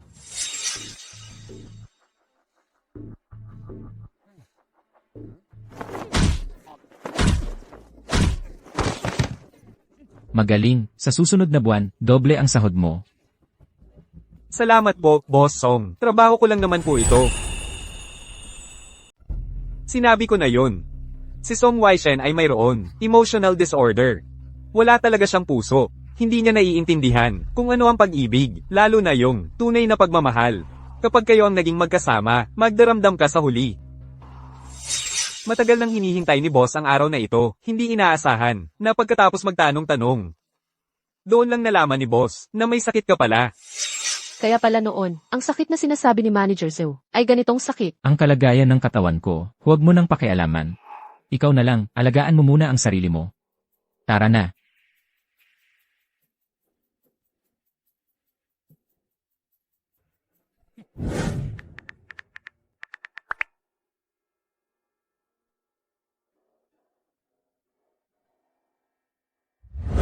Kung kami, hindi na muling magbabalikan, ang pagpapakasal para sa amin, ang pinakamagandang paraan. Mula ngayon, magpanggap tayo bilang magkasintahan. Akala ko pa naman interesado siya sa akin. Hindi pala, mali lang ang kutob ko. Hay naku. Sino ba siya? Sino ba ako? Huwag nang mag-aksaya ng pangarap. Pwede ba akong pumasok? Hindi ka pa nga gumagaling. Bakit? Hindi ka nagpapahinga? Nanghina lang ako. Okay na ko pagkatapos magpahinga. Ikaw. Ano ang gusto mong sabihin? Sabihin mo. Ako, ay talagang may emotional disorder. Diagnosed noong 10 taon na ang nakalipas. Ang sakit siguro, magkaroon ng ganitong sakit. Sa totoo lang, okay naman. Walang emosyong nakakasagabal. Palagi akong nakakagawa ng pinakamatalinong desisyon. Mabuti naman, basta hindi ka malungkot. Bigla mo lang sinabi sa akin ang mga ito. Para saan? Anong nangyari? Yun ay, mga bagay bago kita nakilala. Mula nang makilala kita, kahit masaya, o malungkot, o galit, mahigit 20 taon, mga emosyong hindi ko naramdaman, lahat ay bumalik. Sa una, nalito pa ako. Pero pagkatapos, nagtanong ako sa psychologist. Ano ang sinabi niya? Hindi rin niya alam ang dahilan. Sinabi lang niya sa akin. Kung may isang taong umiiral, ang taong ito, para sa akin, tiyak na iba. Bigla mo lang sinabi sa akin ang mga ito. Para saan? Kaninang hapon, si Song Huayu. Hindi ba sinabi niya sa iyo ang mga iyon? Natatakot ka na maniniwala ako sa kanyang sinabi, na umalis sa'yo. Hindi mo ba naalala, nagpalitan na tayo ng katawan, sa ganitong sitwasyon, kahit na, gusto ko talagang umalis sa'yo, wala namang magagawa. Kung may isang araw, maaari kang umalis sa akin. Aalis ka ba sa akin? Pasensya na, nagtanong lang ako ng walang malay. Kung ayaw mong sagutin, pwede mong hindi muna sagutin. Hindi. Ay. Nga. Mabuti ka naman. Paano ka nagkaroon ng emotional disorder? Hindi naman siguro ito congenital, di ba? Hindi congenital. Nadiagnose ako ng maglaon. Anong nangyari? Noong 5 ako, lumabas kami ng mga magulang ko. Naaksidente kami sa daan. Maliban sa akin, wala nang nakaligtas. Pagkatapos, ako'y ipinadala ng lolo ko sa ibang bansa. Mula 5 hanggang 25. Mag-isa ako sa ibang bansa sa loob ng mahigit 20 taon. Noong mga pista't okasyon, inaasam kong may dumalaw man lang. Kahit walang dumating. Kahit isang tawag. Masaya na ako. Ni minsan, hindi sila dumalaw. Alaynan. Kaya sa bandang huli, natutunan kong huwag nang umasa. Ganoon na lang ako nabuhay sa loob ng 20 taon. Nang ma-realize ko, na-diagnose na ako ng emotional disorder. Sasamahan kita mula ngayon. Mabuti naman ang lolo mo, bakit kanya ipinadala sa ibang bansa? At sa loob pa ng 20 taon, hindi man lang nagparamdam, hindi kaya dahil sa aksidente ng mga magulang mo. Gusto kanyang ilayo sa bansa para maprotektahan ka, hindi ba't mahal kanya? Yun din ang iniisip ko. Kaya mula pa mahigit 10 taon na ang nakalipas. Sinimulan ko nang humanap ng ebidensya. May nahanap ka ba? Meron, nakatiyak na ako ngayon, na ang pumatay sa mga magulang ko ay ang tiyuhin ko. Pero maraming taon na ang lumipas. Ang mga mahahalagang ebidensya, na-destroy na. Ang lolo mo, siguradong alam ang totoo. May itinatago siyang ebidensya. Tara, hanapin natin si lolo.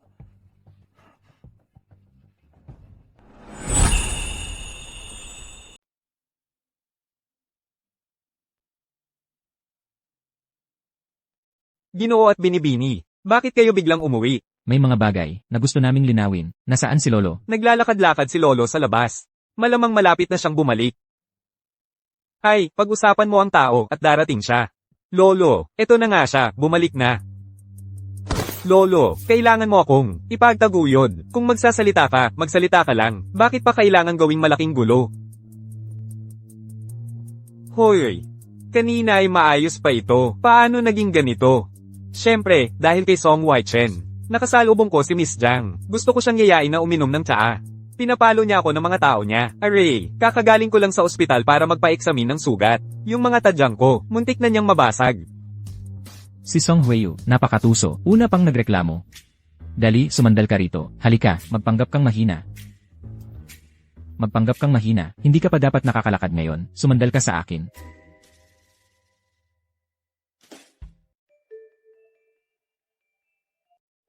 Wai Shen, ayon kay Waiyu, yung mga sugat niya ay ipinapalo ng mga tao mo. Totoo ba ito? Dala ang 20-30 bodyguard.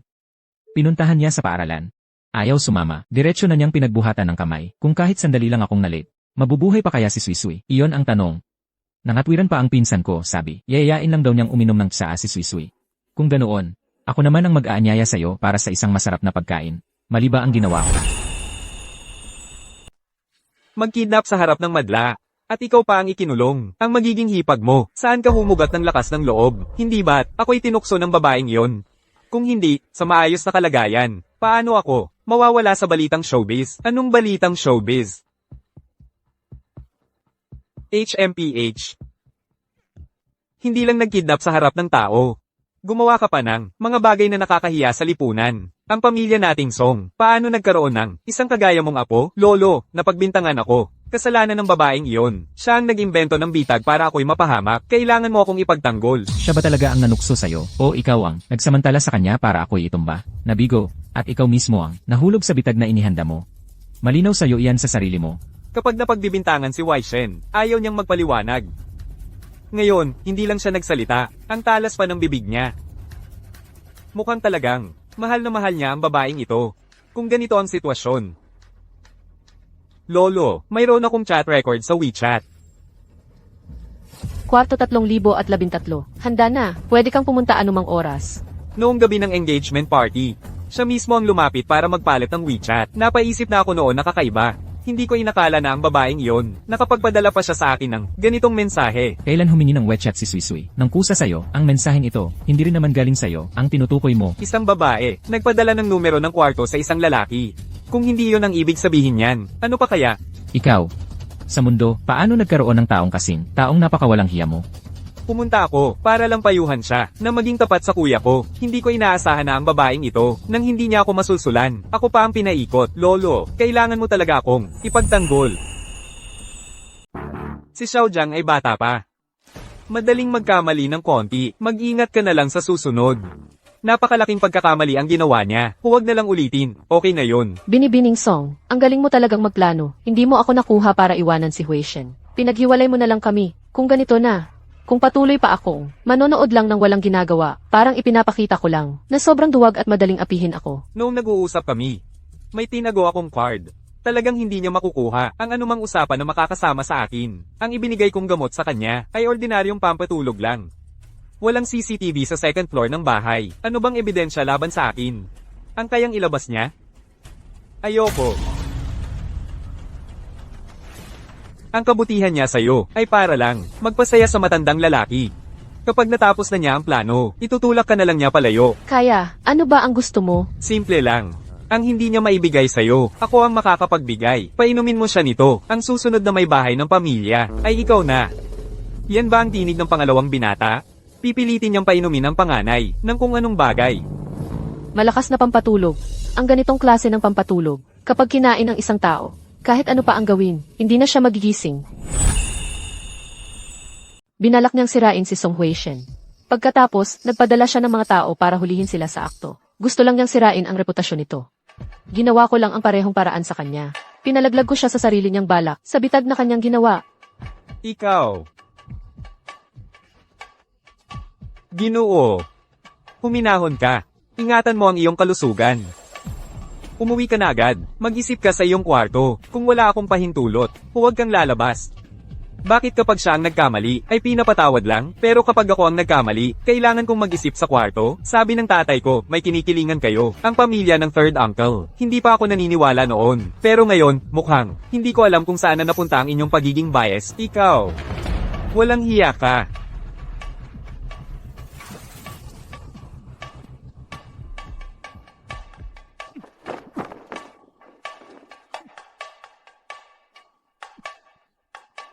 Lolo, ako na ang bahala. Ako ang mag-aalalay sa kanya pabalik sa kwarto para magpahinga. Kakagaling lang ni Lolo sa isang pagkabigla. Baka hindi na dapat marinig. Ang iba pa ang mga balitang nakakabigla. Huwag kang mag-alala. Alam ko ang ginagawa ko. Halika, Lolo. Dahan-dahan lang. Dahil ang panganay na Ginoo ay may sasabihin sa matanda, hayaan natin silang mag-usap. Si Miss Jiang, parang, hindi pa nakakapaglibot dito, di ba? Dalhin kita para makita ito. Array. Oo.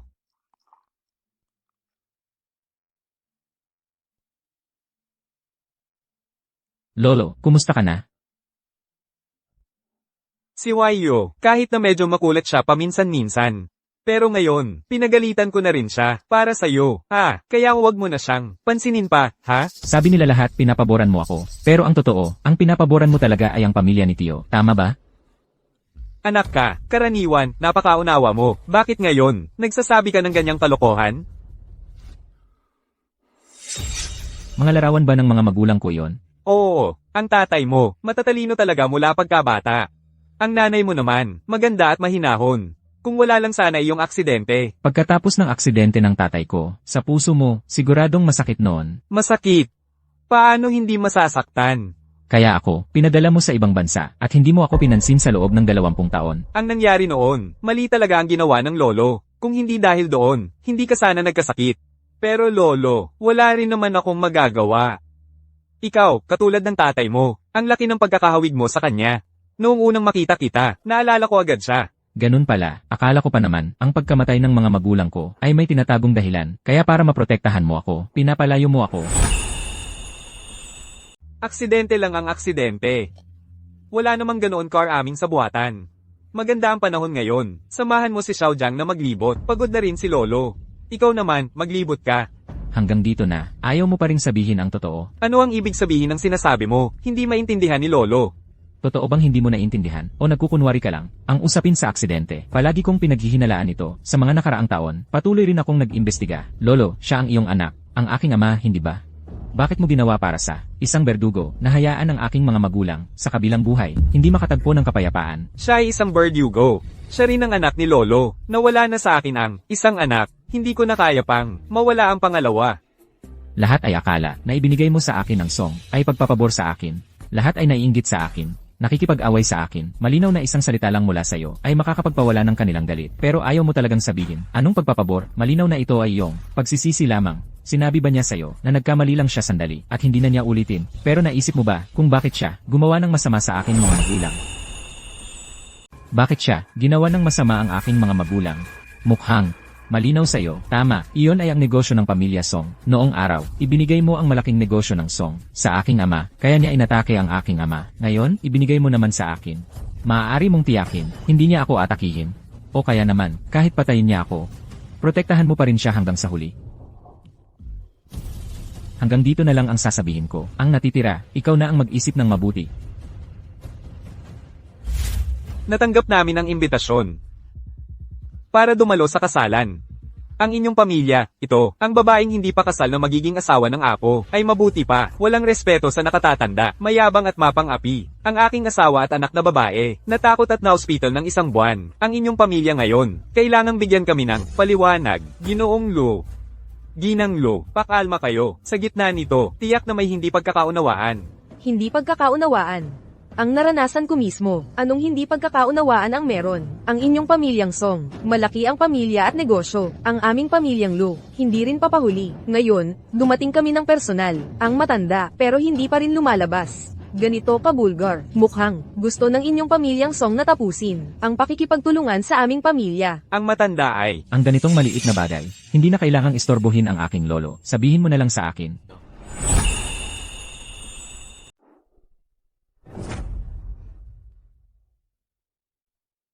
Ginoong Lu, magandang araw, Ginang Lu. ikaw ay isang taong marunong rumespeto. Sayang lang, hindi maganda ang paningin mo. Pumili ka ng babaeng bastos at walang modo. Ginoong Lu, pakikuha ng loob. Noong gabing nangyari yon, bagamat wala ako doon, pero pagkatapos sa pamamagitan ng sisi, nalaman ko na, ang buong pangyayari, ang totoo, parang hindi katulad ng sinabi ni Ginang Lu at ni Haning. Ibig mong sabihin, nagsinungaling sila, kahit nagsinungaling sila, pero ang mga sugat nila, pwede bang pekain? Ang sugat, syempre hindi peke, pero ang unang manakit, at ang depensa lamang, ay malinaw na magkaiba.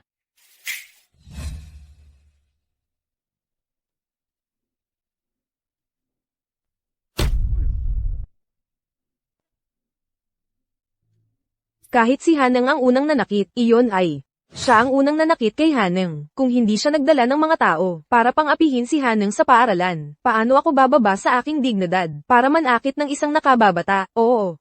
Noong araw na iyon, ang aking kahihiyan, nakita ng lahat. Kung hindi siya nanakit, maayos sana. Paano naging ganoon ang sitwasyon? Mga ginang at ginoo, pakikuha ng loob. Tungkol sa bagay na ito, mayroon akong isang video dito. Sinadya kong harangan siya sa banyo, at wala namang CCTV sa banyo. Paano niya posible makakuha ng anumang video? Maingat na kayo. Hindi lang kayo pumili na harangan ng tao sa banyo na walang sisi. Pagpasok pa sa banyo ay sinusyan ang pinto. Sayang lang, hindi lahat ng plano ay natutupad. Bago pa mangyari ito, may nakapasok na sa loob at kinunan ng video ang buong pangyayari. Narito ang video. Mga kaibigan, gusto niyo bang panoorin? I-delete mo kung gusto mo, may backup naman ako dito. Anak, napakalito mo naman. Ano bang magagawa ko? Mahal ko si Kuya Waishen, sa loob ng maraming taon. Akala ko malapit na akong ikasal sa kanya. Sino ba tong taong ito, na bigla na lang sumulpot? Kung ikaw ang nasa kalagayan ko, matitiis mo ba? Iyon pa rin ang tanong. Ang usapang kasal mo, kay Song Huishen. Alam ba mismo ni Song Huishen? Kung tama ang naaalala ko, ang nakakasal kay Song Huishen ay ang ate mo, si Lu Yinwei, diba? 100 taon na ang nakalipas, hindi na uso ang trono, na minamana ng kapatid, gusto mo pang magmana, ng kasunduan ng ate mo. Ikaw, ayos ka lang ba? Jiang Soy, sino ka ba? Humarap ka pa, kay Kuya Waishen, para insultuhan ako, papatayin kita. Ayos ka lang ba? Okay lang ako, nagwawala agad kapag hindi sumang-ayon. Mas malaki ang problema niya. Batang Jiang, kapag may pagkakataon na magpatawad, magpatawad ka. Ikaw ba ay?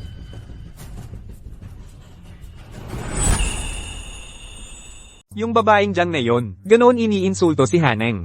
Hindi pa natin nabibigyan ng katarungan. Si Haneng, bakit ka biglang nandito? Naalala mo ba, sa engagement party, sa labas ng reception hall, nakita ko yung babaeng parang si Yinwei. Hindi ba sinabi mong nagkamali ka lang ng tingin? Yung babaeng Jiang na yon, hindi pwedeng si Yinwei yon, di ba?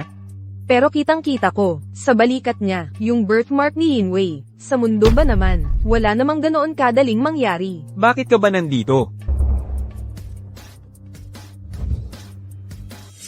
Ipapadane test, para malaman kung magkadugo silang dalawa.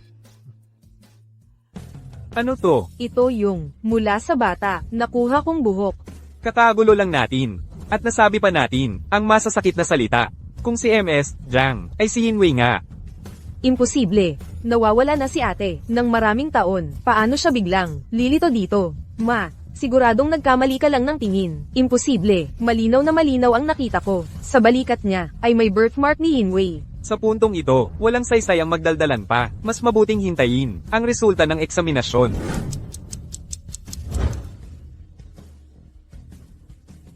Nakumpirma na ang dalawa ay may higit sa 79% na probabilidad na magkamag-anak. Yinwei.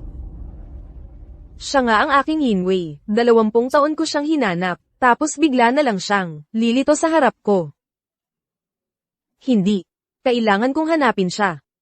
Kailangan kong humingi ng tawad sa kanya.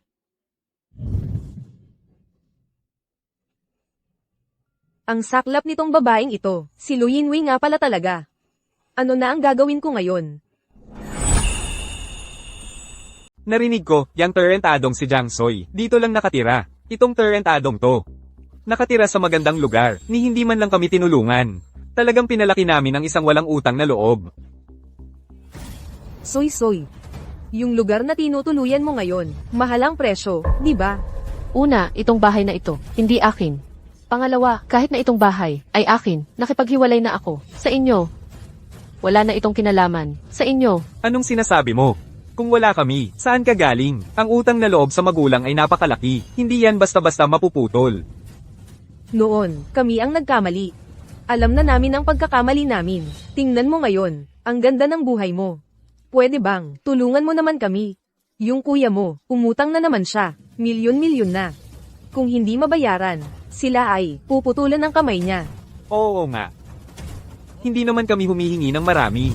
5, 8 milyon lang. 8 milyon? Ginagawa niyo akong igil. Alam namin, na wala kang ganoong kalaking pera. Pero may kasintahan ka, mayaman siya, di ba? Oo, naimbestigahan na namin. Siya ang anak ng may-ari ng Song Corporation. Ang perang hinahawakan niya araw-araw, napakalaki ng halaga. Mayaman siya, pero anong kinalaman nito sa inyo? Jiang Soy, huwag kang magpakatapang. Walang hiya ka. Ako nga, binigyan ng mukha, ayaw pa. Ano ngayon? Sige, 3 araw na hindi pinapalo, aakyat na sa bubong. Nitong mga araw na ito, hindi kita sinasaktan. Nakalimutan mo na kung paano makipag-usap sa akin. Hindi ba? Sino ang maglakas loob na saktan siya? Sino kayo? Nang ahas kayong manggulo dito. Ikaw. Nakalimutan mo na ba? Ang pangalan niya ay Eugene. Bago ang aksidente ni Yinwei, siya ang nag-aalaga dahil sa pagnanakaw. Pinapalayas mo. Ikaw. Anong ginagawa mo rito? Nanay. Sino sila? Hinahanap namin ang kapatid kong babae. Anong pakialam ninyo? Nanay. Kapatid na babae. Ipaliwanag mo ng maayos. Paano naging anak mo si Yinwei? Ano ba talaga ang nangyari? Ginang Lu, nagkamali ako. Hindi ako dapat nagalit dahil tinanggal ako, lalo na hindi dapat. Sinamantala ang tiwala ni Yinwei sa akin. Dinukot siya, noong 1 taong gulang pa lang. Ginang Lu, pakiusap, patawarin mo ako.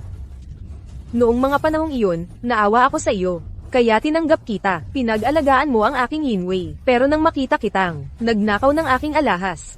Pinabayaan ko na lang, huminga lang ako ng malalim. Hindi ko inasahan, na ang kabutihan ko ay magbubunga ng ganito. Higit pa riyan.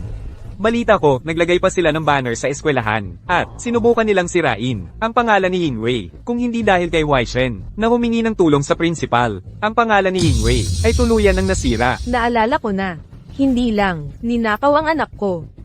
Pinahiya at inapi pa siya. Para sa sagalero mong anak, sinaktan siya, tumawag ng pulis. Kukuha ako ng pinakamahusay na abogado, upang ang mga walang utang na loob na ito ay makulong ng habang buhay. Dalhin ninyo sila. Ano yan? Laulu, bilisan mo, DNA test.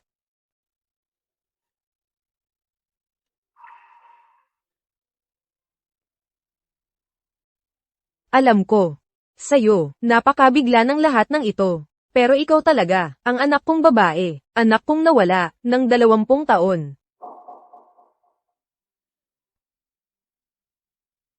Hindi ko iniisip na hindi ka nagsasabi ng totoo. Kung pumunta kayo rito ngayon, siguradong may malinaw na ebidensya na kayo. Galit ka pa rin sa nanay, di ba? Di ba?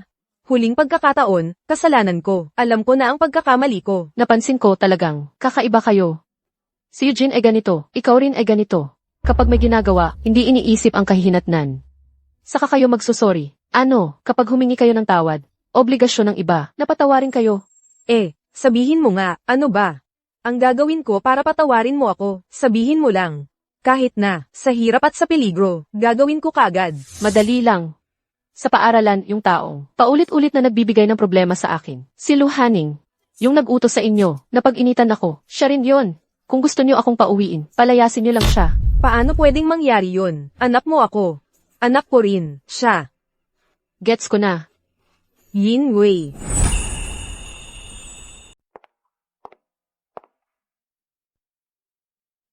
Umalis na sila. Narinig mo kanina. Narinig ko. Yung sinabi mo sa huli. Narinig ko rin, ibinabalik ang problema sa taong nagtanong. Magaling. Bakit hindi ka pa masaya?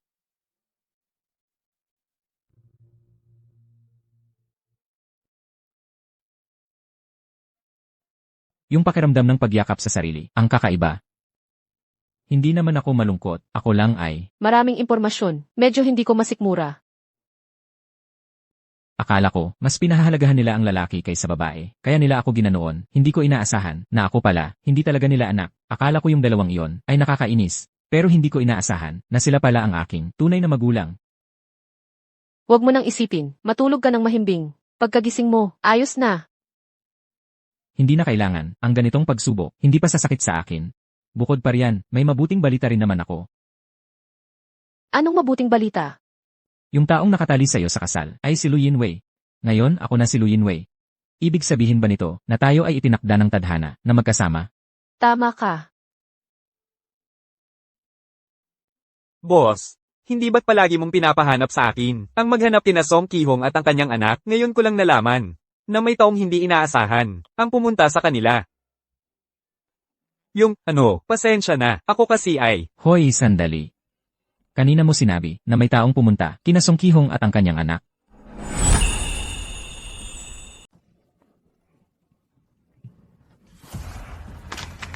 pinaghirapan kitang pagsanayin. Ganito lang, nasa bahay ka lang buong araw, naglalaro ng cellphone. Akala mo ba gusto ko to? Hindi ba't dahil kay Lolo? Hindi niya ako pinapalabas? Kasi tanga ka. Nagsumbong ka kay Lolo. Kaya ka nasa ganitong kalagayan. Pareho lang tayong mga apo. Bakit nang nagkamali si Song Wai-chen? Madali lang na napatawad?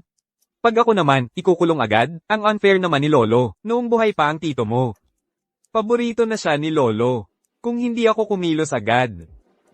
Ang Song Group ay baka, napunta na sa tito mo. Simula noong, may nangyari sa pamilya ng tito mo. Si Lolo naman, pinadala sa ibang bansa si Song Wai-chen. Akala ko natuto na siya, at alam na niya kung sino talaga ang karapat-dapat magmana. Ngunit, hindi ko akalain, manlilinlang lang pala siya. Pinauwi niya si Song Wai-chen. Ganun ba sila? Sobra na ang pang-aapi nila. Ganito lang ba tayo? Palaging tatanggapin ang mga pag-atake? Syempre hindi. Ang Song Group ay para sa atin, sa ating mag-ama. Ginoo, binata, nagpapakita po si Miss Lu. Miss Lu. Anong Miss Lu? Bukod sa akin, may iba pa bang, dalagang Lu? Lu Haneng. Bakit ka nandito? Siyempre, upang tumulong sa inyo, ng buong lakas. Tulungan kami, hindi ba't gusto mo, si Song Wai-chen? Bakit bigla kang sumama sa aming panig? Malamang, hindi pa ninyo naririnig ang tunay na dalaga ng pamilyang Lu ay bumalik na at sa kasamaang palad. Siya ay ang nobya ni Song Wai-chen, si Jiang Soy. Mukhang matigas ang ulo ng babaeng ito. Malamang, ang kanyang kondisyon para bumalik ay ang paalisin ka muna ng pamilyang Lo. Tama, bagamat gusto ko si Song Wai-chen sa paghahambing. Ang mas importante sa akin ay ang posisyon bilang dalaga ng pamilyang Lu. Matutulungan ko kayo na labanan si Song Wai-chen. Basta tulungan ninyo ako. Naalisin siya.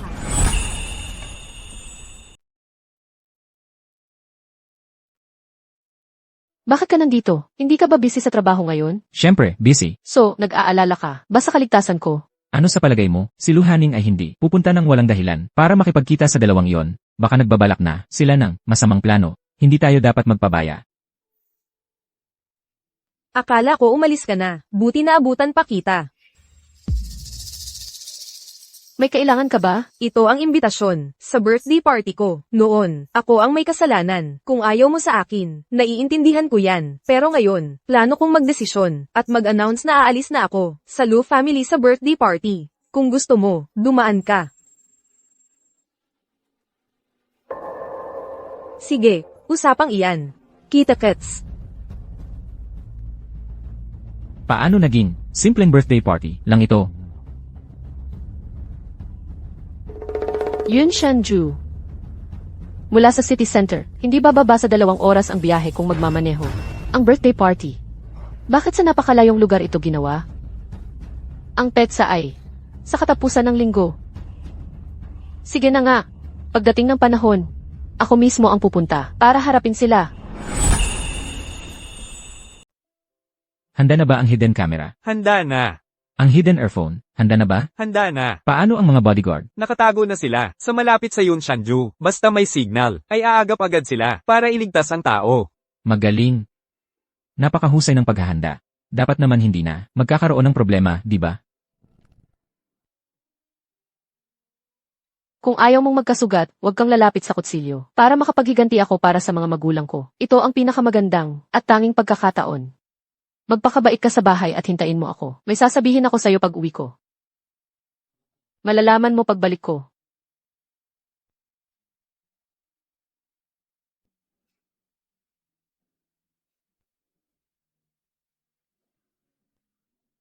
Huwag kang matulala. Kailangan ko na rin kumilos. Kayong dalaga. Kami ay narito para hanapin si Soy Soy. Narito ba siya? Ito ay mula sa lola ni Soy Soy. Ito'y iniwan niya sa akin noon. Akala ko, dadalhin ko na lang ito sa aking libingan. Pero hindi ko inakala na makikita ko pa si Soy Soy. Wai Shen, maaari mo ba itong ibigay kay Soy Soy para sa akin? Tungkol sa nangyaring iyon, kasalanan ni Hanang iyon. Ngunit, alam na niya ang kanyang pagkakamali. Bagamat hindi ko siya tunay na anak. Sa mga taong nawawala si Soy Soy, siya ang laging kasama ko. Hindi ko talaga kaya. Napaalisin siya sa pamilyang ito. Kaya. Ito ba ang pinadalang pampaumanhin niyo kay Luhaning? Ang mamahal ng regalong ito, hindi kayang tanggapin ni Sui Sui. Kayo pong dalawa. Pakisuyong umuwi na kayo. Wai Shen. Maganda ang relasyon ninyo ni Soy Soy. Ikaw ang makiusap sa kanya para sa amin. Maliban sa pagpapalayas kay Haneng.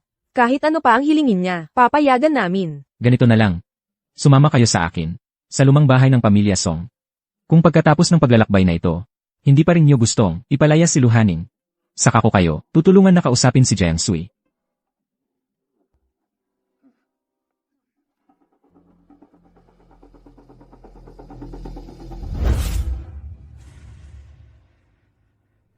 Oy, Wai Shen. Bakit ka? Biglang umuwi? Lolo, may ipapakita akong magandang bagay sa inyo. Manager Zhou, pakibuksan naman ang AE.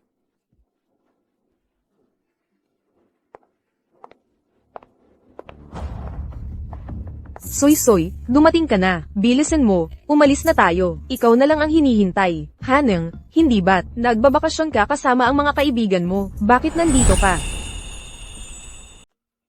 Hindi ba't sinabi niyang, alam na niyang nagkamali siya? Baka ngayon, kasama niyang lumabas si Soy Soy. Gusto lang niyang samantalahin, para maayos ang relasyon nila ni Soy Soy. Oh, ganun pala. Hindi ba birthday party mo ngayon? Bakit dito ka pa pumili ng lugar?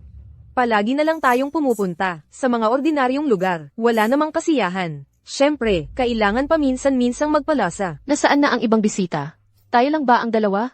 Nasa loob na silang lahat. Hala, huwag ka nang magdaldal. Pasok na tayo. Birthday ni Haneng ay sa katapusan ng taon, di ba? Bakit ngayon pa siya nagpa-party? Mukhang hindi siya makahanap ng dahilan para yayain si Soy Soy. Kaya napilitan siyang gumawa ng dahilan.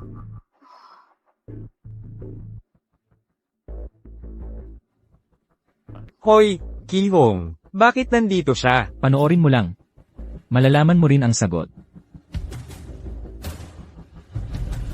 Hindi naman talaga. Birthday party ito.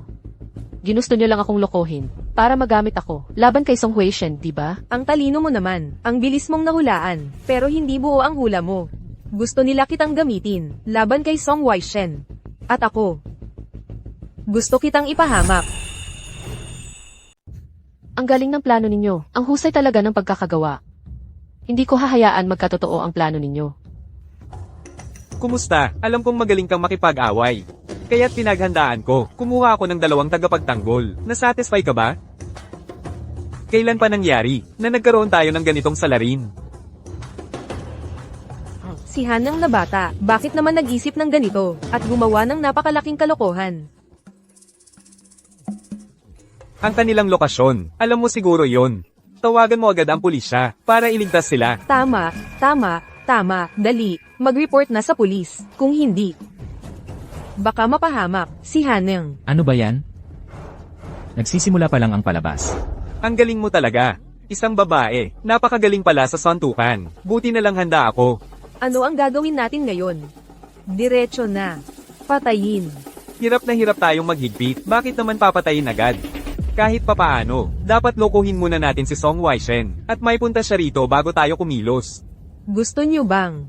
Hindi mo ba sinabi, kung isusugal mo na, magkano ang ransom? 1,000,000. Bahala na, hindi naman para sa ransom, ang aming pakay. Sige, magsasalita na lang ako ng basta-basta.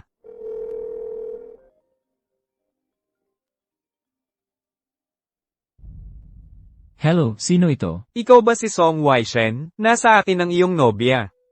Bakit mo agad pinatay ang tawag? Ano nang kinakabahan ka? Tatawag ulit siya.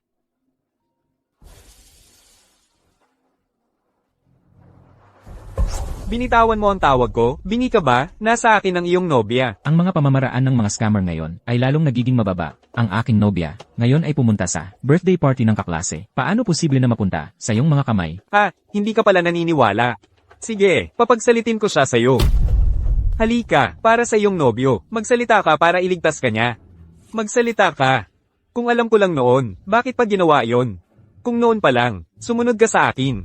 Hindi sana nangyari ito ngayon. Naniniwala ka na ba ngayon? Ano ang gusto mo? 30 milyon. Sa loob ng isang araw, ipipon ko ang 30 milyon para sa'yo. Ano nang biro iyan? Iyon ang problema mo. Wala akong kinalaman dyan. Sige, sabihin mo ang lugar. Tayo ay magpapalitan ng pera. At tao. Sige. Ipapadala ko sa'yo ang address, mamaya. Pero gusto ko, klaruhin muna.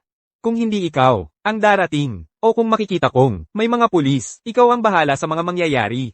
Huwag kang tatawag ng pulis, at ikaw mismo ang maghahatid ng ransom. Ibig sabihin, gusto nyo talagang mamatay si Song Waishen.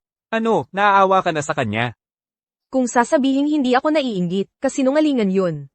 Gusto ko si Song Waishen, sa loob ng napakaraming taon. Pero, dahil pinili niya si Jiang Soy, huwag niyo akong sisihin, kung maging malupit ako. Totoo nga, ang babae talaga ang pinakamasama.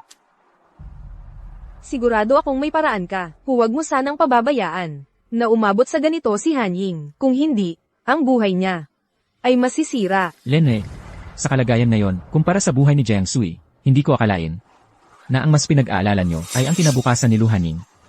Ikaw, ang layunin ko sa paggawa ng planong ito, alam ko nang nahulaan mo na, plano mo bang maglabas ng ebidensya para matapos na ito, o plano mong hayaan itong umabot sa puntong wala ng remedyo? Okay, naintindihan ko. Handa na ba ang ransom? CJ, pupunta tayo para sagipin siya ngayon din. Waishen, hindi mo ba narinig ang sinabi nila? Wala silang balak, napakawalan siya. Kung pupunta ka, baka hindi ka na makabalik pa. Ang sinasagip ko ay ang sarili kong buhay din. Nako, Lolo. Hayaan mo na lang si Waishen, na umalis. Makakapanood tayo ng CCTV. Ibig sabihin, si Waishen, at ang grupo niya, ay may plano na. Huwag kang mag-alala, siya at si Soy Soy, ay ligtas.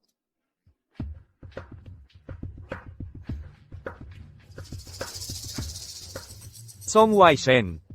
Talagang, mag-isa ka lang dumating? Ang tapang mo bossing. Talagang nag-isa siyang pumunta, Lolo, mag-isip ka ng paraan. Kayo pala, ang kumuha kay Sui Sui. Ikaw talaga, kuya, ang bilis mong nakahula. Pero huli na ang lahat. Narito na ang pera. Ano pa ang gusto ninyo? Noong mga nakaraang araw, ang yabang mo pa. Ngayon, takot ka na, kasalanan ito, ni Lolo. Ang Song Group, ay magiging sa amin na ngayon.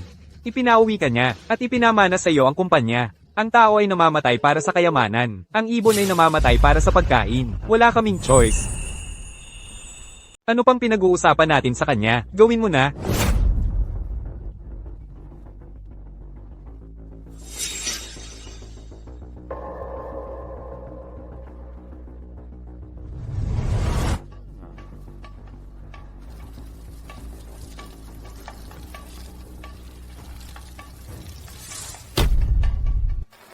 Ano ba talaga ang gusto nilang gawin? Susunugin nila ng direkta si Soy Soy, kasama si Waishen. Sir, nakikiusap ako sa'yo. Tiyak na may paraan ka. Mag-isip ka na. Kung ginawa na nila ito, tiyak na walang maiiwan na ebidensya. Sir, humanap ka ng paraan. Kung hindi, huli na talaga ang lahat. Ang mga ginawa ni Wai Shen, para lang mapilitan ako. Tiyak na may planong pambalik siya. Siya at si Soy Soy, tiyak na ligtas sila.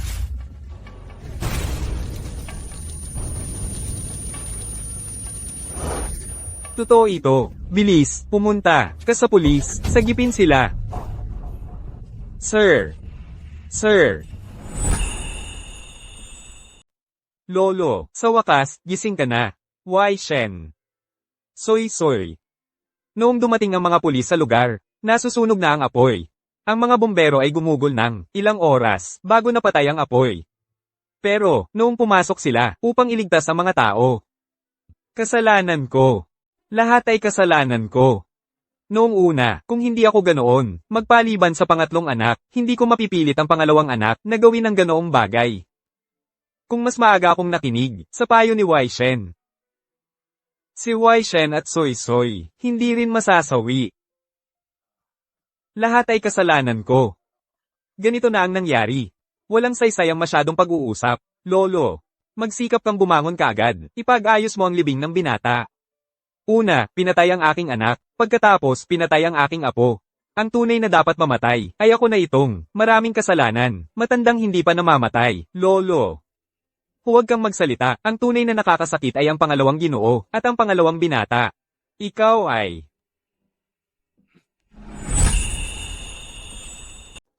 Narinig kong may nangyari kay Wai Shen. Kumusta po kayo? Nako, kahit na medyo mahigpit, ang pakikitungo ng pinsan kong kuya, pero ang pinakamababa, hindi siya masamang tao. Sino ba yung napakabaliw na nagawa? Kasama ko mga kaibigan ko sa labas. Narinig kong may problema ang pamilya Song. Diretso na akong pumunta dito. Si Kuya Wai Shen at Ate Soy Soy, napakabubuting tao nila. Sino ba talaga ang napakabaliw na gustong patayin sila?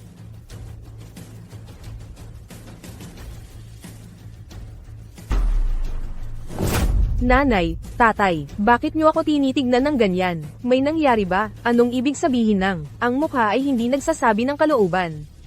Ngayon ko lang nalaman. Noong 3 taong gulang ka, iniwan ka ng mga tunay mong magulang.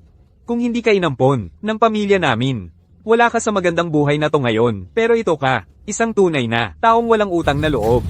Nanay, tatay, ano pong sinasabi ninyo? Wala akong maintindihan. Ganito na ang nangyari, nagkukunwari ka pa. Matapang mo, sabihin mong hindi ikaw, yung nasa video.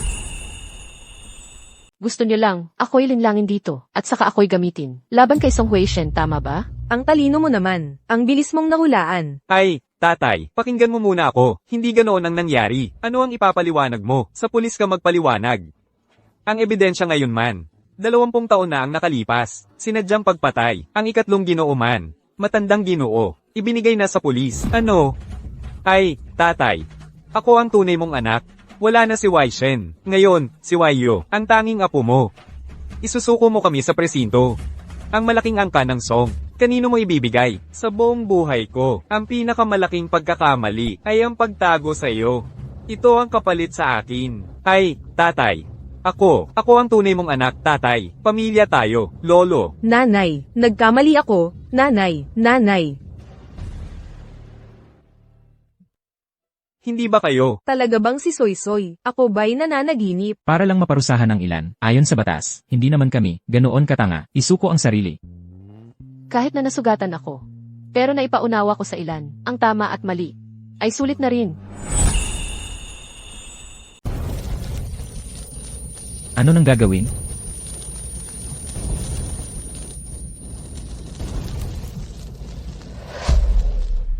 Buti na lang at walang nangyari. Yang Master Song, ang mabuting tao ay laging pinagpapala. Anak, muntik na kitang napaniwala. Kung hindi kita ilalagay sa suliranin, paano ka magkakalakas ng loob na ipasok ang tiyuhin mo? Soy Soy, nagkamali ang nanay mo. Nagkabulag kami ng tatay mo, hindi namin nakilala. Kaya naman ang luhaneng, ang taong walang utang na loob na iyon, ay itinuring namin na kayamanan. Patawarin mo na ba, ang nanay mo, mahirap na mahirap, para mahanap ka ng nanay mo. Sa susunod, siguradong, paglilingkuran kita ng mabuti. Ang pagpunta namin dito ngayon, ay para lang, mapanatag kayo, wala nang ibang kahulugan. Tungkol sa sinabi mong pagpapatawad, Ang pagyeyelo ng 1,000 milya ay hindi gawa ng isang araw lamang. Ang pagpapatunaw nito ay hindi rin magagawa sa isang araw. Tingnan natin ang ipapakita ninyo sa hinaharap. Huwag kang mag-alala, Soy-Soy, ang nanay mo, sa susunod, ipapakita ko ang magandang asal ko.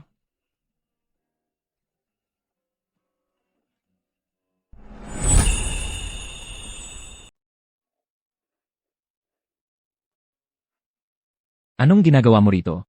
Pamilyar dito? Nandito na ba tayo dati? Naalala mo ba? Noon, dinroga ka. Sa tabi ng lawa, noong pinilit mo akong halikan. Dito nga noon. Noon, ako.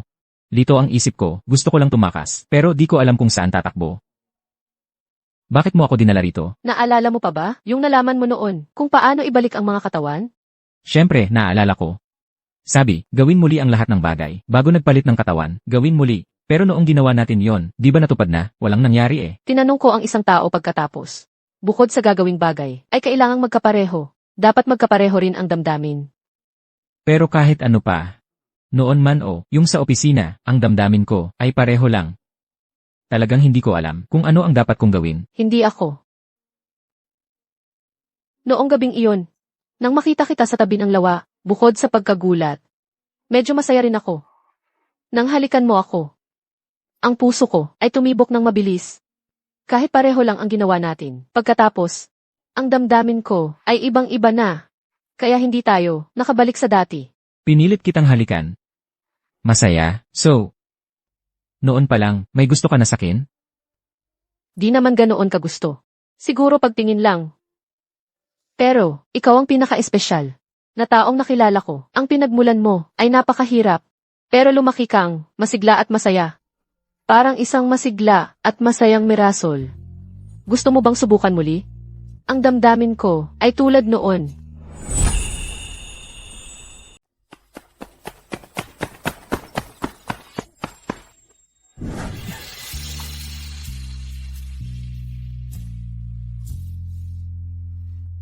Tayo ay nagbalikan na.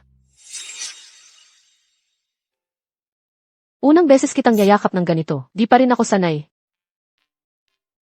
Ano nang nangyari? Sui-sui. Naalala mo pa ba, yung araw bago tayo umalis, nang dalhin kita sa bahay na yon? At sinabi ko, Siyempre naaalala ko. Maghintay ka lang ng mabuti sa bahay, at babalik ako. May sasabihin ako sa'yo.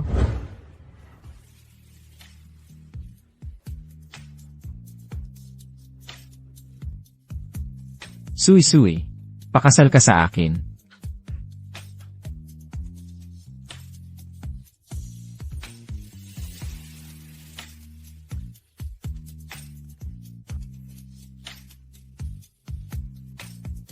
Sui-sui. Mahal kita. Mahal din kita.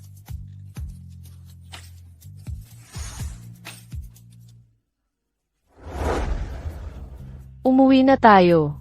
CJ.